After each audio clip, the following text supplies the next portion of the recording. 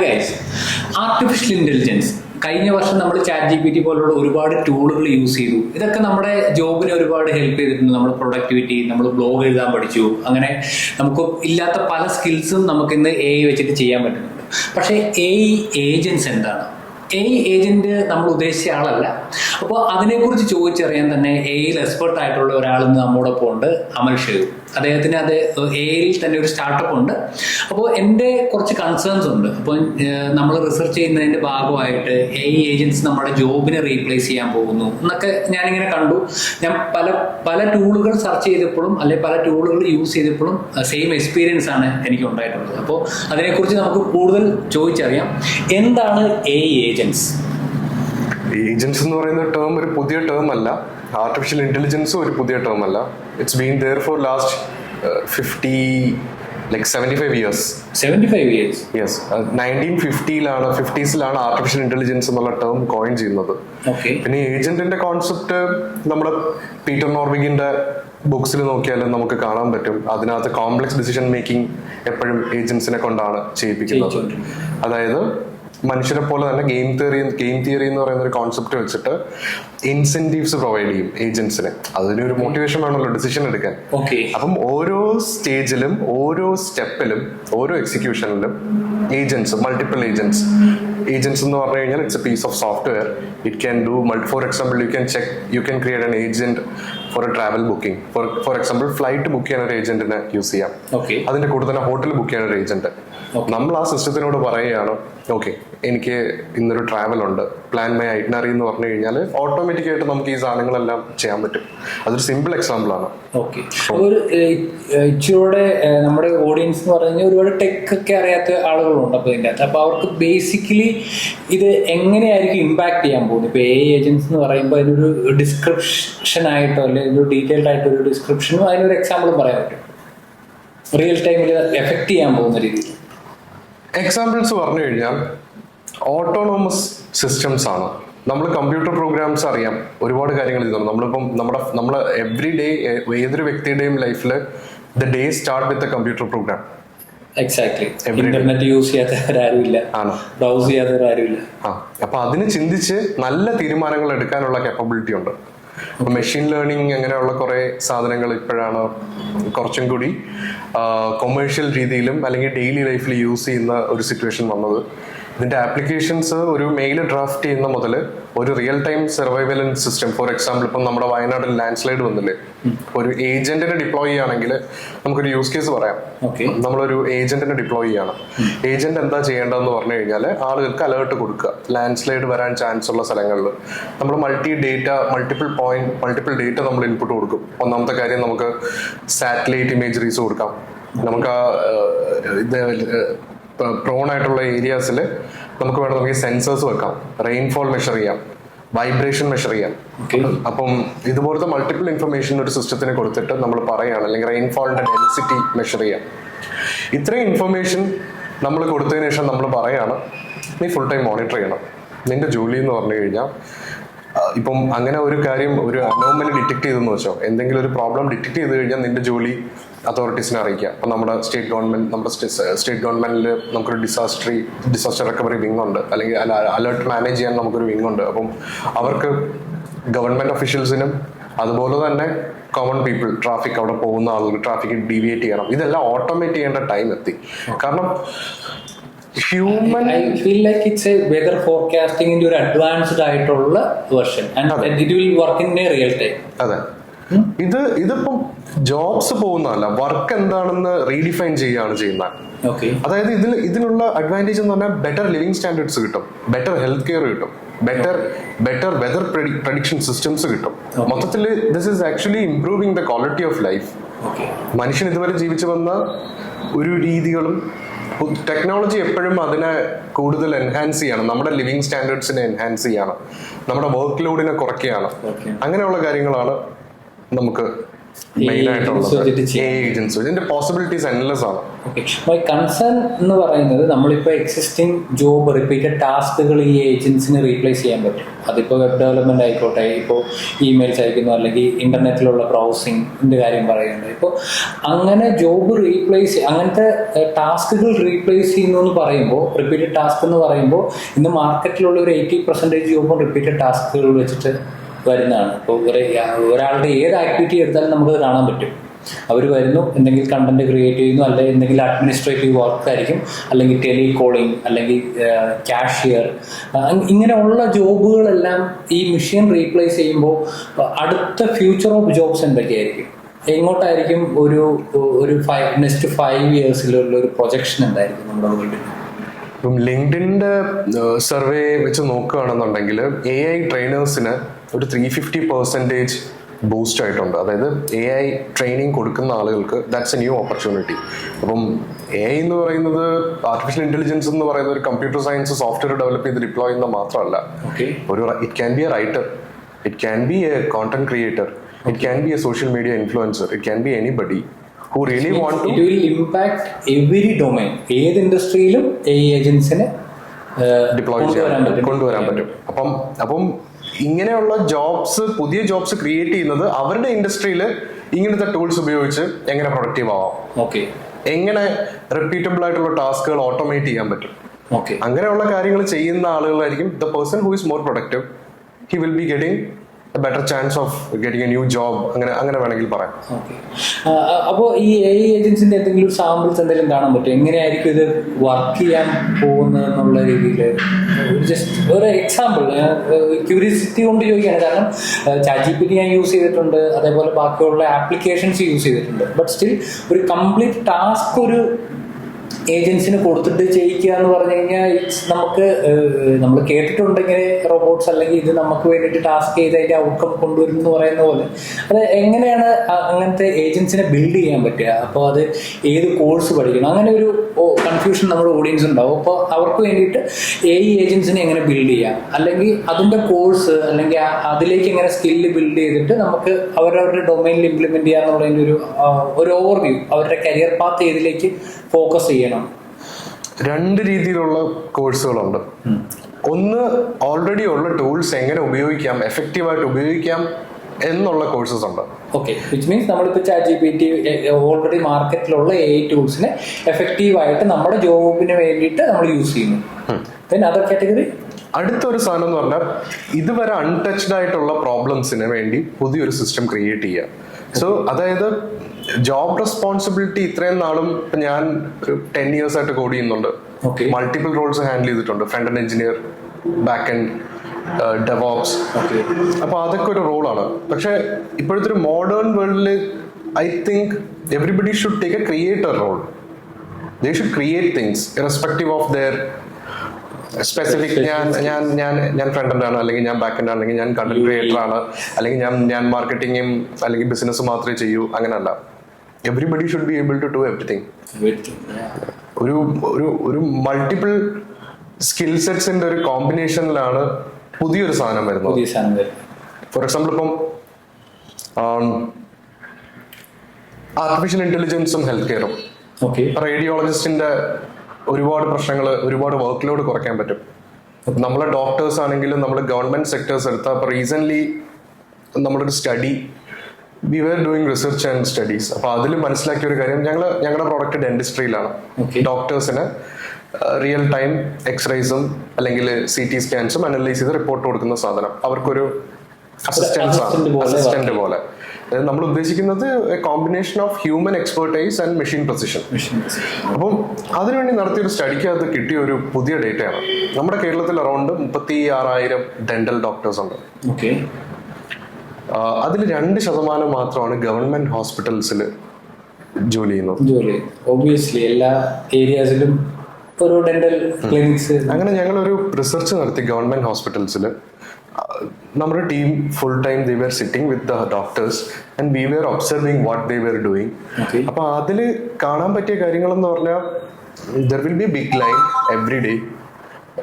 നമ്മുടെ പബ്ലിക് സെക്ടറിലെ ഡോക്ടേഴ്സ് കൂടുതലും വർക്കിനെക്കാളും കൂടുതൽ they are doing a service, documentation and they are helping a lot of people every day. ദൂരെ നിന്നൊക്കെ വന്നിട്ട് ഒക്കെ എനിക്ക് ഒരുപാട് ദൂരെ നിന്നൊക്കെ വരുന്ന ആളുകളുണ്ട് നമ്മുടെ മെഡിക്കൽ കോളേജിൽ തന്നെ. അപ്പം അവിടെയുള്ള ഡോക്ടേഴ്സും എല്ലാവരും ദേ ആർ ഡൂയിങ് എ സർവീസ്. അത് അവരുടെ വർക്ക് ലൈഫ് ബാലൻസിനെയും ഭയങ്കരമായിട്ട് എഫക്ട് ചെയ്യുന്നുണ്ട്.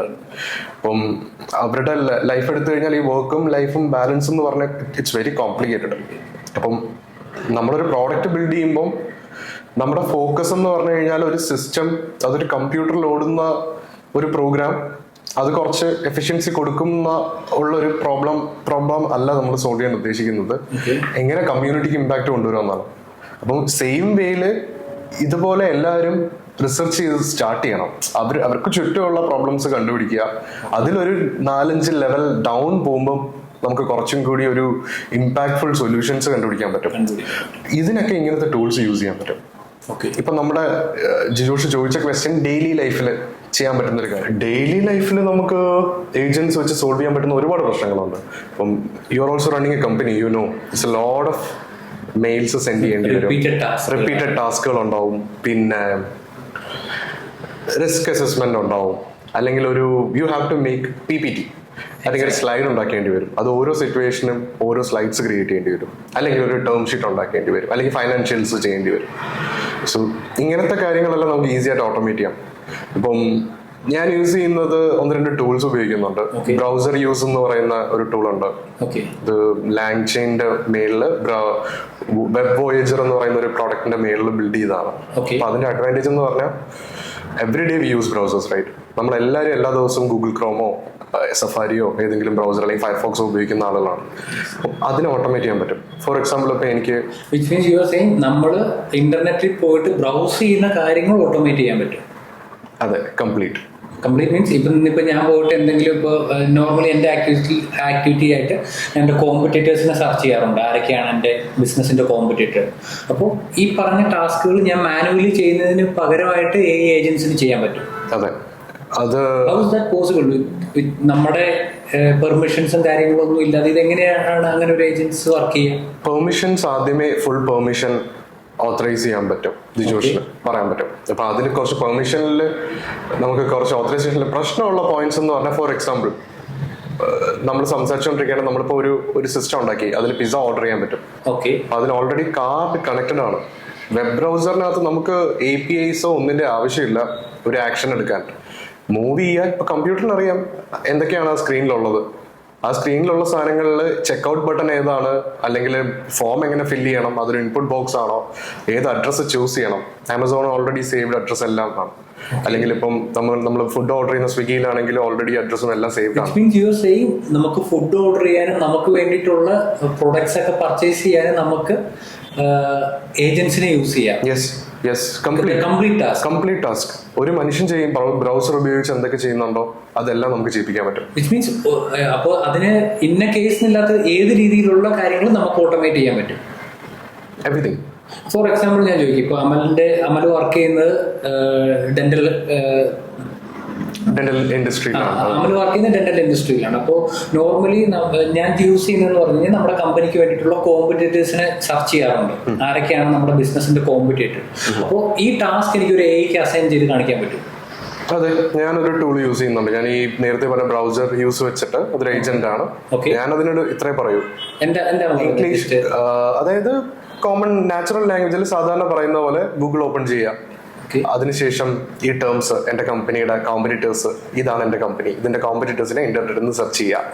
എന്നിട്ട് അവരുടെ മെറ്റാ ടാഗ്സും മെറ്റാ ഡിസ്ക്രിപ്ഷൻസും ഇങ്ങനെയുള്ള ഇൻഫർമേഷൻ എല്ലാം കൂടെ കളക്ട് ചെയ്ത് ഒരു റിപ്പോർട്ട് ഉണ്ടാക്കി ഫയലായിട്ട് സേവ് ചെയ്യാം. വേണമെങ്കിൽ എനിക്ക് മെയിൽ ചെയ്യാനും പറയാം അതിനോട്. So it means the complete task will AI ചെയ്തു തരും. Actually, it's a combination of systems. Bro, it's replacing jobs. Means എന്റെ കമ്പനിയിൽ തന്നെ ഇപ്പൊ ഈ ടാസ്കുകൾ ചെയ്യുന്ന, അല്ലെങ്കിൽ ഒരു കോമ്പറ്റേറ്റർ റിപ്പോർട്ട്സ് ജനറേറ്റ് ചെയ്യാനൊക്കെ പറയുന്നതെന്ന് പറഞ്ഞു കഴിഞ്ഞാൽ ആ ജോബ് ഞാനൊരു എംപ്ലോയിന് ഡെലിഗേറ്റ് ചെയ്ത് വെച്ചിരിക്കുന്ന ജോബാണ്. വിച്ച് മീൻസ് അത് ഒന്നെങ്കിൽ നമ്മുടെ പ്രൊഡക്ടിവിറ്റി കൂട്ടും, ബട്ട് സ്റ്റിൽ എക്ക് നമ്പർ ഓഫ് ടാസ്ക്, എത്ര ടാസ്കുകൾ ചെയ്യാൻ പറ്റും എന്നുള്ളതിനെ ഡിപ്പെൻഡ് ചെയ്തിട്ട് അയാളുടെ ജോലി പോകും എന്നുള്ളൊരു കാര്യമില്ല ഇവിടെ. ഉണ്ട്. കാരണം ജോലി പോകുന്നതിനെക്കാട്ടി കൂടുതൽ റെസ്പോൺസിബിലിറ്റീസ് വിൽ ചേഞ്ച്. അതായത് നമുക്ക് എല്ലാവർക്കും അറിയാം, ടെസ്റ്റേഴ്സ് ഉണ്ടാവും നമ്മുടെ കമ്പനിയിൽ, QA ഉണ്ടാവും. So their job is to understand നമ്മുടെ റിക്വയർമെന്റ് അനുസരിച്ച് പ്രോഡക്റ്റ് മീറ്റ് ചെയ്യുന്നുണ്ടോ എന്നുള്ളതാണ് അവരുടെ ജോലി. അപ്പം ബിക്കോസ് മെഷീനെ നമുക്ക് 100% വിശ്വസിക്കാൻ പറ്റില്ല. So sometimes they can get misinformation, right? പക്ഷെ ഇപ്പോഴത്തെ ഒരു സ്റ്റേജിൽ നമുക്ക് കമ്പ്യൂട്ടേഴ്സിന് നമ്മൾ ആക്യുറേറ്റ് ഇൻസ്ട്രക്ഷൻ കൊടുത്താൽ അത് ആക്യുറേറ്റ് ആയിട്ട് ഔട്ട്പുട്ട് തരും. അത് ക്ലോസ്ഡ് സിസ്റ്റം. ഇപ്പൊ ചെസ് പോലത്തെ ഗെയിംസ് അല്ലെങ്കിൽ ഗോ പോലത്തെ ഗെയിംസ് നോക്കിക്കഴിഞ്ഞാൽ നമുക്കറിയാം സർട്ടൻ റൂൾസും സർട്ടൻ സെറ്റിംഗ്സിൽ എൻവയോൺമെന്റിൽ കുറച്ച് ഏജൻസ് ഉണ്ടെങ്കിൽ ആ എൻവയോൺമെന്റ് നല്ല രീതിക്ക് ഏജൻസിനെ അഫക്ട് ചെയ്യും. ഒന്നാമത്തെ കാര്യം, ആ എൻവയോൺമെന്റിൽ certain rules and factors set ചെയ്ത് കഴിഞ്ഞാൽ we can get more better results. ഹ്യൂമനെക്കാട്ടി ബെറ്റർ റിസൾട്ട്സ് നമുക്ക് കിട്ടും. അപ്പം ഈ ക്വസ്റ്റ്യനകത്ത് ഈ ടെസ്റ്റേഴ്സ് മുമ്പ് ഒരു വെബ് ആപ്ലിക്കേഷൻ ടെസ്റ്റ് ചെയ്യും, അല്ലെങ്കിൽ ഒരു ആപ്ലിക്കേഷൻ ടെസ്റ്റ് ചെയ്യും, മൾട്ടിപ്പിൾ ഡിവൈസിൽ ഇത് ടെസ്റ്റ് ചെയ്യും. അതിന്റെ ഓറിയന്റേഷനും ലേഔട്ടിങ്ങും ഇൻപുട്ട് ഇതാണ് കൊടുത്തത്, ഔട്ട്പുട്ട് ഇതാണ് വരുന്നത് നമ്മൾ ടെസ്റ്റ് ചെയ്യും. ഇതാണ് ഇത്രയും നാളെ നമ്മൾ കണ്ടിട്ടുണ്ടായിരുന്ന ഒരു type of testing, software testing. അതിന്റെ ഓട്ടോമേഷൻസ് ഉണ്ട്. ബ്രൗസറിൽ ഓട്ടോമാറ്റിക് ആയിട്ട് പേജ് റെൻഡർ ചെയ്തിട്ട് ഇതാണോ വരുന്നത്, അങ്ങനെ ഓട്ടോമേറ്റ് ചെയ്യുന്നതുണ്ട്. പക്ഷെ ഇപ്പം നമ്മൾ നോക്കിക്കഴിഞ്ഞാൽ ഒരു പുതിയ ഏരിയ ഇപ്പൊ ക്രിയേറ്റ് ആയിട്ടുള്ളത് പ്രോംപ്റ്റ് എഞ്ചിനീയറിംഗ് ഫീൽഡാണ്. ഞാൻ കേട്ടിട്ടുണ്ട്. ഇപ്പൊ നമ്മൾ ഡിസൈനിങ്ങിലൊക്കെ ആണെങ്കിലും നമ്മൾ കൊടുക്കുന്ന പ്രോംപ്റ്റിനെ ബേസ് ചെയ്തിട്ടാണ് നമ്മുടെ പിക്ചേഴ്സ് ആണെങ്കിലും അതൊക്കെ ക്രിയേറ്റ് ആയി വരുന്നത്, ഈവൻ വീഡിയോസ്. ഒരു മനുഷ്യൻ രാവിലെ മുതൽ വൈകിട്ട് വരെ ഇരുന്ന് കമ്പ്യൂട്ടറിനോടാണ് സംസാരിക്കുന്നത്. അതിന്റെ ഔട്ട്പുട്ട് കളക്ട് ചെയ്തിട്ട് ആ ഹ്യൂറിസ്റ്റിക്സ് ഇവാലുവേഷൻസ് റൺ ചെയ്ത് കൊടുക്കുന്ന ഇൻപുട്ടിനുള്ള ഔട്ട്പുട്ട് വരുന്നുണ്ടോ, അല്ലെങ്കിൽ വേറെ സിസ്റ്റം പാരലലി ഉണ്ടോ, അതുമായിട്ട് മാച്ച് ആവുന്നുണ്ടോ, ഏതാണ് ബെറ്റർ കമ്പാരിസൺ. ഈ ഒരു ജോബിന് ഗ്ലോബൽ മാർക്കറ്റിൽ അറൌണ്ട് $300,000 ആണ് annual income per annum. 300K per annum. ഇപ്പൊ ബ്രോ പറഞ്ഞ ഈ ജോബ് കറന്റ്ലി മാർക്കറ്റിൽ അവൈലബിൾ അല്ല, അല്ലേ? മീൻസ് സ്കിൽഡ് ആയിട്ടുള്ള ആളുകൾ കുറവാണ്. ഇപ്പൊ ഞാൻ തന്നെ ഫസ്റ്റ് ടൈം ആയിട്ടാണ് ഇങ്ങനെ ഒരു ജോബ് കേൾക്കുന്നത്. ഞാൻ സോഫ്റ്റ്വെയർ ടെസ്റ്റേഴ്സിനെ കുറിച്ച് കേട്ടിട്ടുണ്ട്, ബട്ട് സ്റ്റിൽ ഇങ്ങനെ പ്രോംപ്റ്റ് എഞ്ചിനീയറിംഗിൽ ഒരു ടെസ്റ്റിംഗിന്റെ ഇതിന്റെ ഒരു പോസിബിലിറ്റി ഇതുവരെ ഞാൻ കോഴ്സായിട്ടോ ഇതായിട്ടോ കണ്ടിട്ടില്ല, കേട്ടിട്ടുമില്ല. സോ ഇത് എവിടെ പഠിക്കാൻ പറ്റും? സോ നിങ്ങളുടെ കമ്പനിയിൽ അതിനുള്ള ഓപ്പർച്യൂണിറ്റി ഉണ്ടോ? അല്ലെങ്കിൽ ഞാൻ മാർക്കറ്റിൽ ഇതിനെക്കുറിച്ച് കേട്ടിട്ടില്ല. പ്രോംപ്റ്റ് എഞ്ചിനീയറിംഗ് കുറച്ച് നാളായിട്ട് അത് ഇൻഡസ്ട്രിയിലുണ്ട്. പക്ഷെ അത് കൊമേഴ്ഷ്യലൈസ് ചെയ്ത് വരണം എന്നുണ്ടെങ്കിൽ more people should adapt machine learning models. ആ അഡോപ്ഷൻ കൂടുമ്പോൾ ഇതുപോലുള്ള ഒരുപാട് പുതിയ ഓപ്പർച്യൂണിറ്റീസ്, പിന്നെ ഉള്ള ഒരു job opportunity, ethics, regulatory frameworks, AI systems എല്ലാം ബയസ്ഡ് ആണ്. You will know the difference if you are asking a poor man with family and a rich man with family. You will see the difference and biases from the image generated. അപ്പൊ അത് train ചെയ്യുന്ന ഡേറ്റയ്ക്കകത്തുള്ള bias അതിനകത്ത് നമുക്ക് എപ്പോഴും കാണാൻ പറ്റും. അത് നമുക്ക് മിറ്റിഗേറ്റ് ചെയ്യാനും അത് വാലിഡേറ്റ് ചെയ്യാനും ഒരു ഹ്യൂമൻ ആവശ്യമുണ്ട്. പിന്നെ ഇപ്പം നമ്മളിപ്പം ഒരു ബ്രാൻഡ് ബിൽഡ് ചെയ്യുകയാണെന്നുണ്ടെങ്കിൽ, ഇപ്പം ജിജോഷ് ഒരു ബ്രാൻഡ് ബിൽഡ് ചെയ്യുന്നതിൽ you will do A lot of research. You will understand lot of data points, കുറെ കാര്യങ്ങൾ. അപ്പൊ അത് ടൈം കൺസ്യൂമിംഗ് ആണ്. റിസർച്ചിലും അതിന്റെ ഒരു ഇനിഷ്യൽ ഡേറ്റ ബിൽഡിംഗിലാണ് നമുക്ക് ഏറ്റവും കൂടുതൽ ടൈം കൺസ്യൂം ചെയ്യുന്നത്. അതെ. ഇപ്പം നമ്മുടെ കമ്പനിയിൽ ഇതുപോലെ റിസർച്ച് പെർഫോം ചെയ്യുന്ന സമയത്ത് നമുക്ക് കിട്ടുന്ന ഇൻഫർമേഷൻ, ഇപ്പം ഡീപ്പ് റിസർച്ച് എന്നൊക്കെ പറഞ്ഞ് കോമൺ ആയിട്ടുള്ള ഒരുപാട് ഇപ്പൊ ഗൂഗിൾ അങ്ങനെ ഒരുപാട് കമ്പനീസ് ചെയ്യുന്നുണ്ട്. ഡീപ്പ് റിസർച്ച് വേറൊന്നുമല്ല, കുറച്ചും കൂടി ഇൻഡെപ്ത് സെർച്ച് ചെയ്ത് എടുക്കുന്നതാണ്. അപ്പൊ നമ്മൾ അതിൽ ഫേസ് ചെയ്യുന്ന പ്രോബ്ലം, ഈ ഡീപ്പ് റിസർച്ച് ചെയ്ത് കൊണ്ടുവരുന്ന ഡേറ്റയില് പ്രോബ്ലം ഉണ്ടാവും. ചിലപ്പോൾ അതിനകത്ത് ഒരു സിമ്പിൾ എക്സാമ്പിൾ, നമ്മളിപ്പോ റിസർച്ച് കണ്ടക്ട് ചെയ്യണം. മൊത്തത്തില് WHO സ്റ്റാൻഡേർഡ്സ് വെച്ചിട്ട് ഒരു ഡെന്റിസ്റ്റിന് എത്ര പേഷ്യൻസിന് ആ റേഷ്യോ ഉണ്ട്, ഒരു നമ്പർ ഉണ്ട്. പക്ഷെ അത് ഇന്ത്യയിൽ വരുമ്പോൾ 1:100,000 ആയിരിക്കാം ഒരു റേഡിയോളജിസ്റ്റിന്റെ നമ്പർ, അല്ലെങ്കിൽ ഒരു ക്ലിനിഷ്യന്റെ നമ്പർ. പക്ഷെ അത് കേരളത്തിൽ വരുമ്പോൾ ഡിഫറെന്റ് ആണ്. അപ്പൊ നമ്മൾ കേരളത്തിന്റെ ഡേറ്റ റിസർച്ച് ചെയ്യാൻ പറഞ്ഞാൽ there is a possibility it will assume ഇന്ത്യയുടെ എടുത്തിട്ട് വരും. അപ്പൊ അങ്ങനത്തെ ഡേറ്റ പ്രോബ്ലംസ് വരാൻ ചാൻസ് ഉണ്ട്. Internet it's full of junk ഉണ്ട്, ഫേക്ക് ഇൻഫർമേഷൻ. അതായത് യൂട്യൂബ് കാണുകയാണെങ്കിൽ തന്നെ ഒരു ട്യൂട്ടോറിയൽ കാണുമ്പോൾ I face this problem when I started my career, still I'm facing this problem. ഇപ്പം ആർട്ടിഫിഷ്യൽ ഇന്റലിജൻസിനെ പറ്റി പഠിക്കുകയാണെങ്കിൽ തന്നെ കുറച്ച് വീഡിയോസ് ഇന്റർനെറ്റിൽ ഉണ്ടാവും. ഇത് റൈറ്റ് വീഡിയോ ഏതാണ്, റോങ് വീഡിയോ ഏതാണെന്ന് മനസ്സിലാക്കാൻ നമുക്കത് ടെസ്റ്റ് ചെയ്ത് നോക്കുമ്പോഴാണ് അതും ഒരു സ്കില്ലാണ്. ഒരുപാട് വീഡിയോസ് കണ്ടു കഴിയുമ്പോഴാണ് നമുക്ക് ആ ഒരു കിട്ടുന്ന. അതുപോലെ തന്നെ ചെയ്തു കൊണ്ടുവരുന്ന സാധനങ്ങൾ, ഏജന്റ് ചെയ്തുകൊണ്ട് വരുന്ന സാധനങ്ങൾ കറക്റ്റ് ആണോ എന്ന് വാലിഡേറ്റ് ചെയ്യേണ്ട ഒരു സിറ്റുവേഷൻ ഉണ്ട്. ഇപ്പം റീഇൻഫോഴ്സ്ഡ് ലേണിംഗ് എന്ന് പറയും. ഇപ്പൊ ഡീപ് സീക്ക് റീഇൻഫോഴ്സ്ഡ് ലേണിംഗ് വെച്ചാണ്. അതായത് അതെന്ന് പറഞ്ഞു കഴിഞ്ഞാൽ ഒരു കമ്പ്യൂട്ടർ എടുക്കാൻ പറ്റുന്ന ഒപ്റ്റിമൽ സൊല്യൂഷൻ എടുക്കുക. ഒരു സ്പെസിഫിക് സിനാരിയോ അല്ലെങ്കിൽ ഒരു കോംപ്ലിക്കേറ്റഡ് പ്രോബ്ലത്തിന് ഏറ്റവും ഒപ്റ്റിമൽ സൊല്യൂഷൻ കണ്ടുപിടിക്കുക എന്നുള്ളതാണ്. It's very complicated. Systems can make error, humans can make error. അപ്പൊ അതിനകത്ത് ഒപ്റ്റിമൽ കണ്ടുപിടിക്കുക എന്ന് പറഞ്ഞു കഴിഞ്ഞാൽ എൻവയോൺമെന്റ് മാറ്റർ ചെയ്യും, ഡേറ്റയുടെ ക്വാളിറ്റി മാറ്റർ ചെയ്യും, ടൈം ലൈൻ മാറ്റർ ചെയ്യും. അപ്പം ഇതിനെല്ലാം ഒരു ഹ്യൂമൻ ആവശ്യമുണ്ട് ഈ ഒരു കാര്യങ്ങൾ ഓവർസീ ചെയ്യാൻ. അത് കൊണ്ടുവരുന്ന ഡേറ്റ നമ്മുടെ റെഗുലേറ്ററി ഫ്രെയിംവർക്സുമായിട്ട് മാച്ച് ആവുന്നുണ്ടോ നമുക്കറിയണം. അത് എത്തിക്കലാണോ എന്ന് നമുക്ക് ചെക്ക് ചെയ്യണം. അപ്പൊ ഇങ്ങനത്തെ റോൾസ് ആണ് കൂടുതലും ഹ്യൂമൻസിന് ഇനി വരാനുള്ളത്. അതെ, നമുക്ക് ഒരുപാട് ഹാർഡ് വർക്ക് ഉണ്ടാവില്ല, ബട്ട് സ്റ്റിൽ ഇതേപോലെ ഒരു മോണിറ്ററിംഗ് എന്നുള്ള രീതിയിലേക്ക് നമ്മുടെ ജോബുകളെല്ലാം ഒരു എഐനെ കറക്റ്റ് ചെയ്യുക, അല്ലെങ്കിൽ അവർ ചെയ്ത മിസ്റ്റേക്സുകൾ ഫൈൻഡ് ചെയ്യുക എന്നുള്ള രീതിയിൽ. മീൻസ് ഈ AI ഏജൻസ് വരുന്ന സമയത്ത് ഇത് IT ഇൻഡസ്ട്രീനെ മാത്രമാണോ ബാധിക്കുക, അല്ലെങ്കിൽ ഇത് it can apply to all domains, agriculture അല്ലെ ട്രാൻസ്പോർട്ടേഷൻ, ഇതിലെല്ലാത്തിലേക്കും ഇതിന് ഈ ജോബ് റീപ്ലേസ്മെന്റും കാര്യങ്ങളൊക്കെ കൊണ്ടുവരാൻ പറ്റും? അതിലുള്ളൊരു കാര്യം, ഇപ്പം 1960s 50s to 70s huge mega factories ഒക്കെ ബിൽഡ് ചെയ്ത് തുടങ്ങിയത്. മാനുഫാക്ചറിംഗിന്റെ ഓട്ടോമേഷൻ, ഹ്യൂജ് മെഗാ കൺസ്ട്രക്ഷൻസ്, അങ്ങനെ ഒരു ഇൻഡസ്ട്രിയൽ റെവല്യൂഷൻ. നമ്മൾ അടുത്ത ഒരു ഇൻഡസ്ട്രിയൽ റെവല്യൂഷന്റെ വാക്കിലാണ് നമ്മളിപ്പോ നിൽക്കുന്നത്.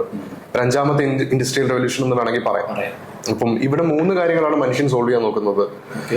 1 ഇന്റലിജൻസ്, 2 എനർജി, 3 വർക്കിനെ റീഡിഫൈൻ ചെയ്യും. Energy, we need A lot of energy. ഇപ്പോഴും നമ്മൾ സ്റ്റക്കായി നിൽക്കുന്ന നമ്മുടെ ഒരു ബോട്ടിൽ നെക്ക് എന്ന് പറഞ്ഞു കഴിഞ്ഞാൽ എനർജി ക്രൈസിസ് ആണ്. നമുക്കിപ്പോഴും ഇവിടെ പവർ കട്ട് ഉണ്ട്. ഡെഫിനറ്റ്ലി കേരളത്തിലുള്ളവർക്ക് മനസ്സിലാവുന്നതേ ഉള്ളൂ. സമ്മർ വരുന്ന സമയത്ത് ഡയറക്റ്റ് സമ്മർ അല്ല, ഒരു ചെറിയൊരു മഴ പെയ്താൽ മതി, പവർ കട്ട് പ്രശ്നം. ഈ 3 കാര്യങ്ങളിൽ ഇനിയും ഒരുപാട് റിസർച്ച് നമുക്ക് വേണം. നമുക്ക് ഇമ്മീഡിയറ്റ്ലി പോയി ഒരു പ്ലാനറ്റിലെ ഡൈസൺ സ്ഫിയർ ബിൽഡ് ചെയ്ത് അതിന്റെ ഫുൾ എനർജി ഹാർവസ്റ്റ് ചെയ്യാൻ പറ്റൂല. അപ്പം എനിക്ക് തോന്നുന്നത് നമ്മൾ കണ്ടിട്ടുള്ള എനർജി ഇപ്പം മേ ബി ഇൻ ഫ്യൂച്ചറിൽ I don't know, nuclear energy ചിലപ്പം ഗ്രീൻ എനർജി ആയിട്ട് ആളുകൾ യൂസ് ചെയ്യാം. ഞാൻ റീസെന്റ് ഒരു കമ്പനി കണ്ടിരുന്നു. അവര് ന്യൂക്ലിയർ റിയാക്ടർ വെച്ചിട്ട് 10 ഇയേഴ്സിലേക്കുള്ള ഒരു ബാറ്ററി പോലെ ഒരു എഗ്ഗിന്റെ ഷേപ്പിലാണ്. ആ കമ്പനിയുടെ പേര് ഞാൻ വിട്ടുപോയി. പക്ഷേ സ്റ്റിൽ അവരുടെ കൺസെപ്റ്റ് എന്ന് പറഞ്ഞു കഴിഞ്ഞാൽ ആ ബാറ്ററി വെച്ചിട്ട് 10 ഇയേഴ്സിലേക്കുള്ള കറണ്ട് സപ്ലൈ, അങ്ങനെയുള്ള സിസ്റ്റംസ് വരണം. അത് ന്യൂക്ലിയർ ഫിക്ഷനോ ഫ്യൂഷൻ ബേസ് ചെയ്തിട്ടുള്ള ഒരു കൺസെപ്റ്റ് ആണ് അവർ ഇൻട്രൊഡ്യൂസ് ചെയ്യുന്നത്. പക്ഷെ അങ്ങനെ ഇപ്പൊ റിമോട്ട് ആയിട്ടുള്ള ഏരിയയിലൊക്കെ കറണ്ട് കണക്ഷൻ ഒക്കെ ഉള്ള ഒരു ഓപ്പർച്യൂണിറ്റിയാണ്. അതെ. അപ്പൊ ഈ ക്വസ്റ്റ്യൻ എന്ന് പറഞ്ഞു കഴിഞ്ഞാൽ ഈ ഇൻഡസ്ട്രിയിൽ മാത്രമാണെന്ന് ചോദിച്ചു കഴിഞ്ഞാൽ ട്രാൻസ്പോർട്ടേഷൻ സ്പീഡായപ്പം മൊത്തത്തിൽ സ്പീഡായില്ലേ? ഓട്ടോമൊബൈൽ ഇൻഡസ്ട്രി ബൂം ചെയ്ത് തുടങ്ങിയപ്പോഴത്തേക്കും മൊത്തത്തിൽ എല്ലാ ബിസിനസിനെയും അത് എഫക്ട് ചെയ്യുന്നില്ലേ? ഇപ്പം നമുക്ക് നോക്കുകയാണെങ്കിൽ ഇപ്പൊ ട്രാൻസ്പോർട്ടേഷൻ, നമുക്കിപ്പോ ലോ കോസ്റ്റിന് ഫ്ലൈറ്റ്സ് ഉണ്ട്. ഫ്ലൈറ്റ്സ് അവൈലബിൾ ആണെന്നുണ്ടെങ്കിൽ നമ്മുടെ ട്രാൻസ്പോർട്ടേഷൻ ഇപ്പൊ ഇവിടുന്ന് കോഴിക്കോട് പോകണം, ഈസി ആയിട്ട് പോയിട്ട് വരാം. It's like 1 hour. ആ ടൈം നമുക്ക് അവിടെ സേവ് ചെയ്യാൻ പറ്റും. ടൈം സേവ് ചെയ്യാൻ പറ്റുന്ന സമയത്ത് humans can do more work, like more things. കൂടുതൽ കാര്യങ്ങൾ ചെയ്യുമ്പം അത് എല്ലാ മേഖലയിലും എഫക്ട് ചെയ്യാം. ഇപ്പൊ ഒരു റെസ്റ്റോറന്റ് എടുത്തു കഴിഞ്ഞാൽ നമ്മളവിടെ ഒരു ക്യാമറ, എല്ലാ റെസ്റ്റോറൻറ്റ്സിലും ക്യാമറ ഉണ്ട്. അപ്പൊ നമ്മൾ റിയൽ ടൈം മോണിറ്റർ ചെയ്യാണ് ഏതൊക്കെ കസ്റ്റമേഴ്സ് ആണ് ഹാപ്പി. അവരുടെ ഫേസിനകത്ത് നമുക്ക് റെക്കഗ്നൈസ് ചെയ്യാൻ പറ്റും വെദർ ദേ ആർ ഹാപ്പി. അല്ലെങ്കിൽ അവരിങ്ങനെ ജസ്റ്റ് തിരിഞ്ഞു നോക്കുമ്പോൾ നമുക്ക് അറിയാം ഓക്കെ അവര് വെയിറ്റ് ചെയ്തിരിക്കുകയാണ്, അതിൽ ആരാണ് നേരത്തെ വന്നത്, അല്ലെങ്കിൽ ഒരുപാട് കാര്യങ്ങൾ മെഷർ ചെയ്യാൻ പറ്റും. എക്സിസ്റ്റിംഗ് ക്യാമറാസിൽ ഇത് ഇംപ്ലിമെന്റ് ചെയ്യാൻ പറ്റും.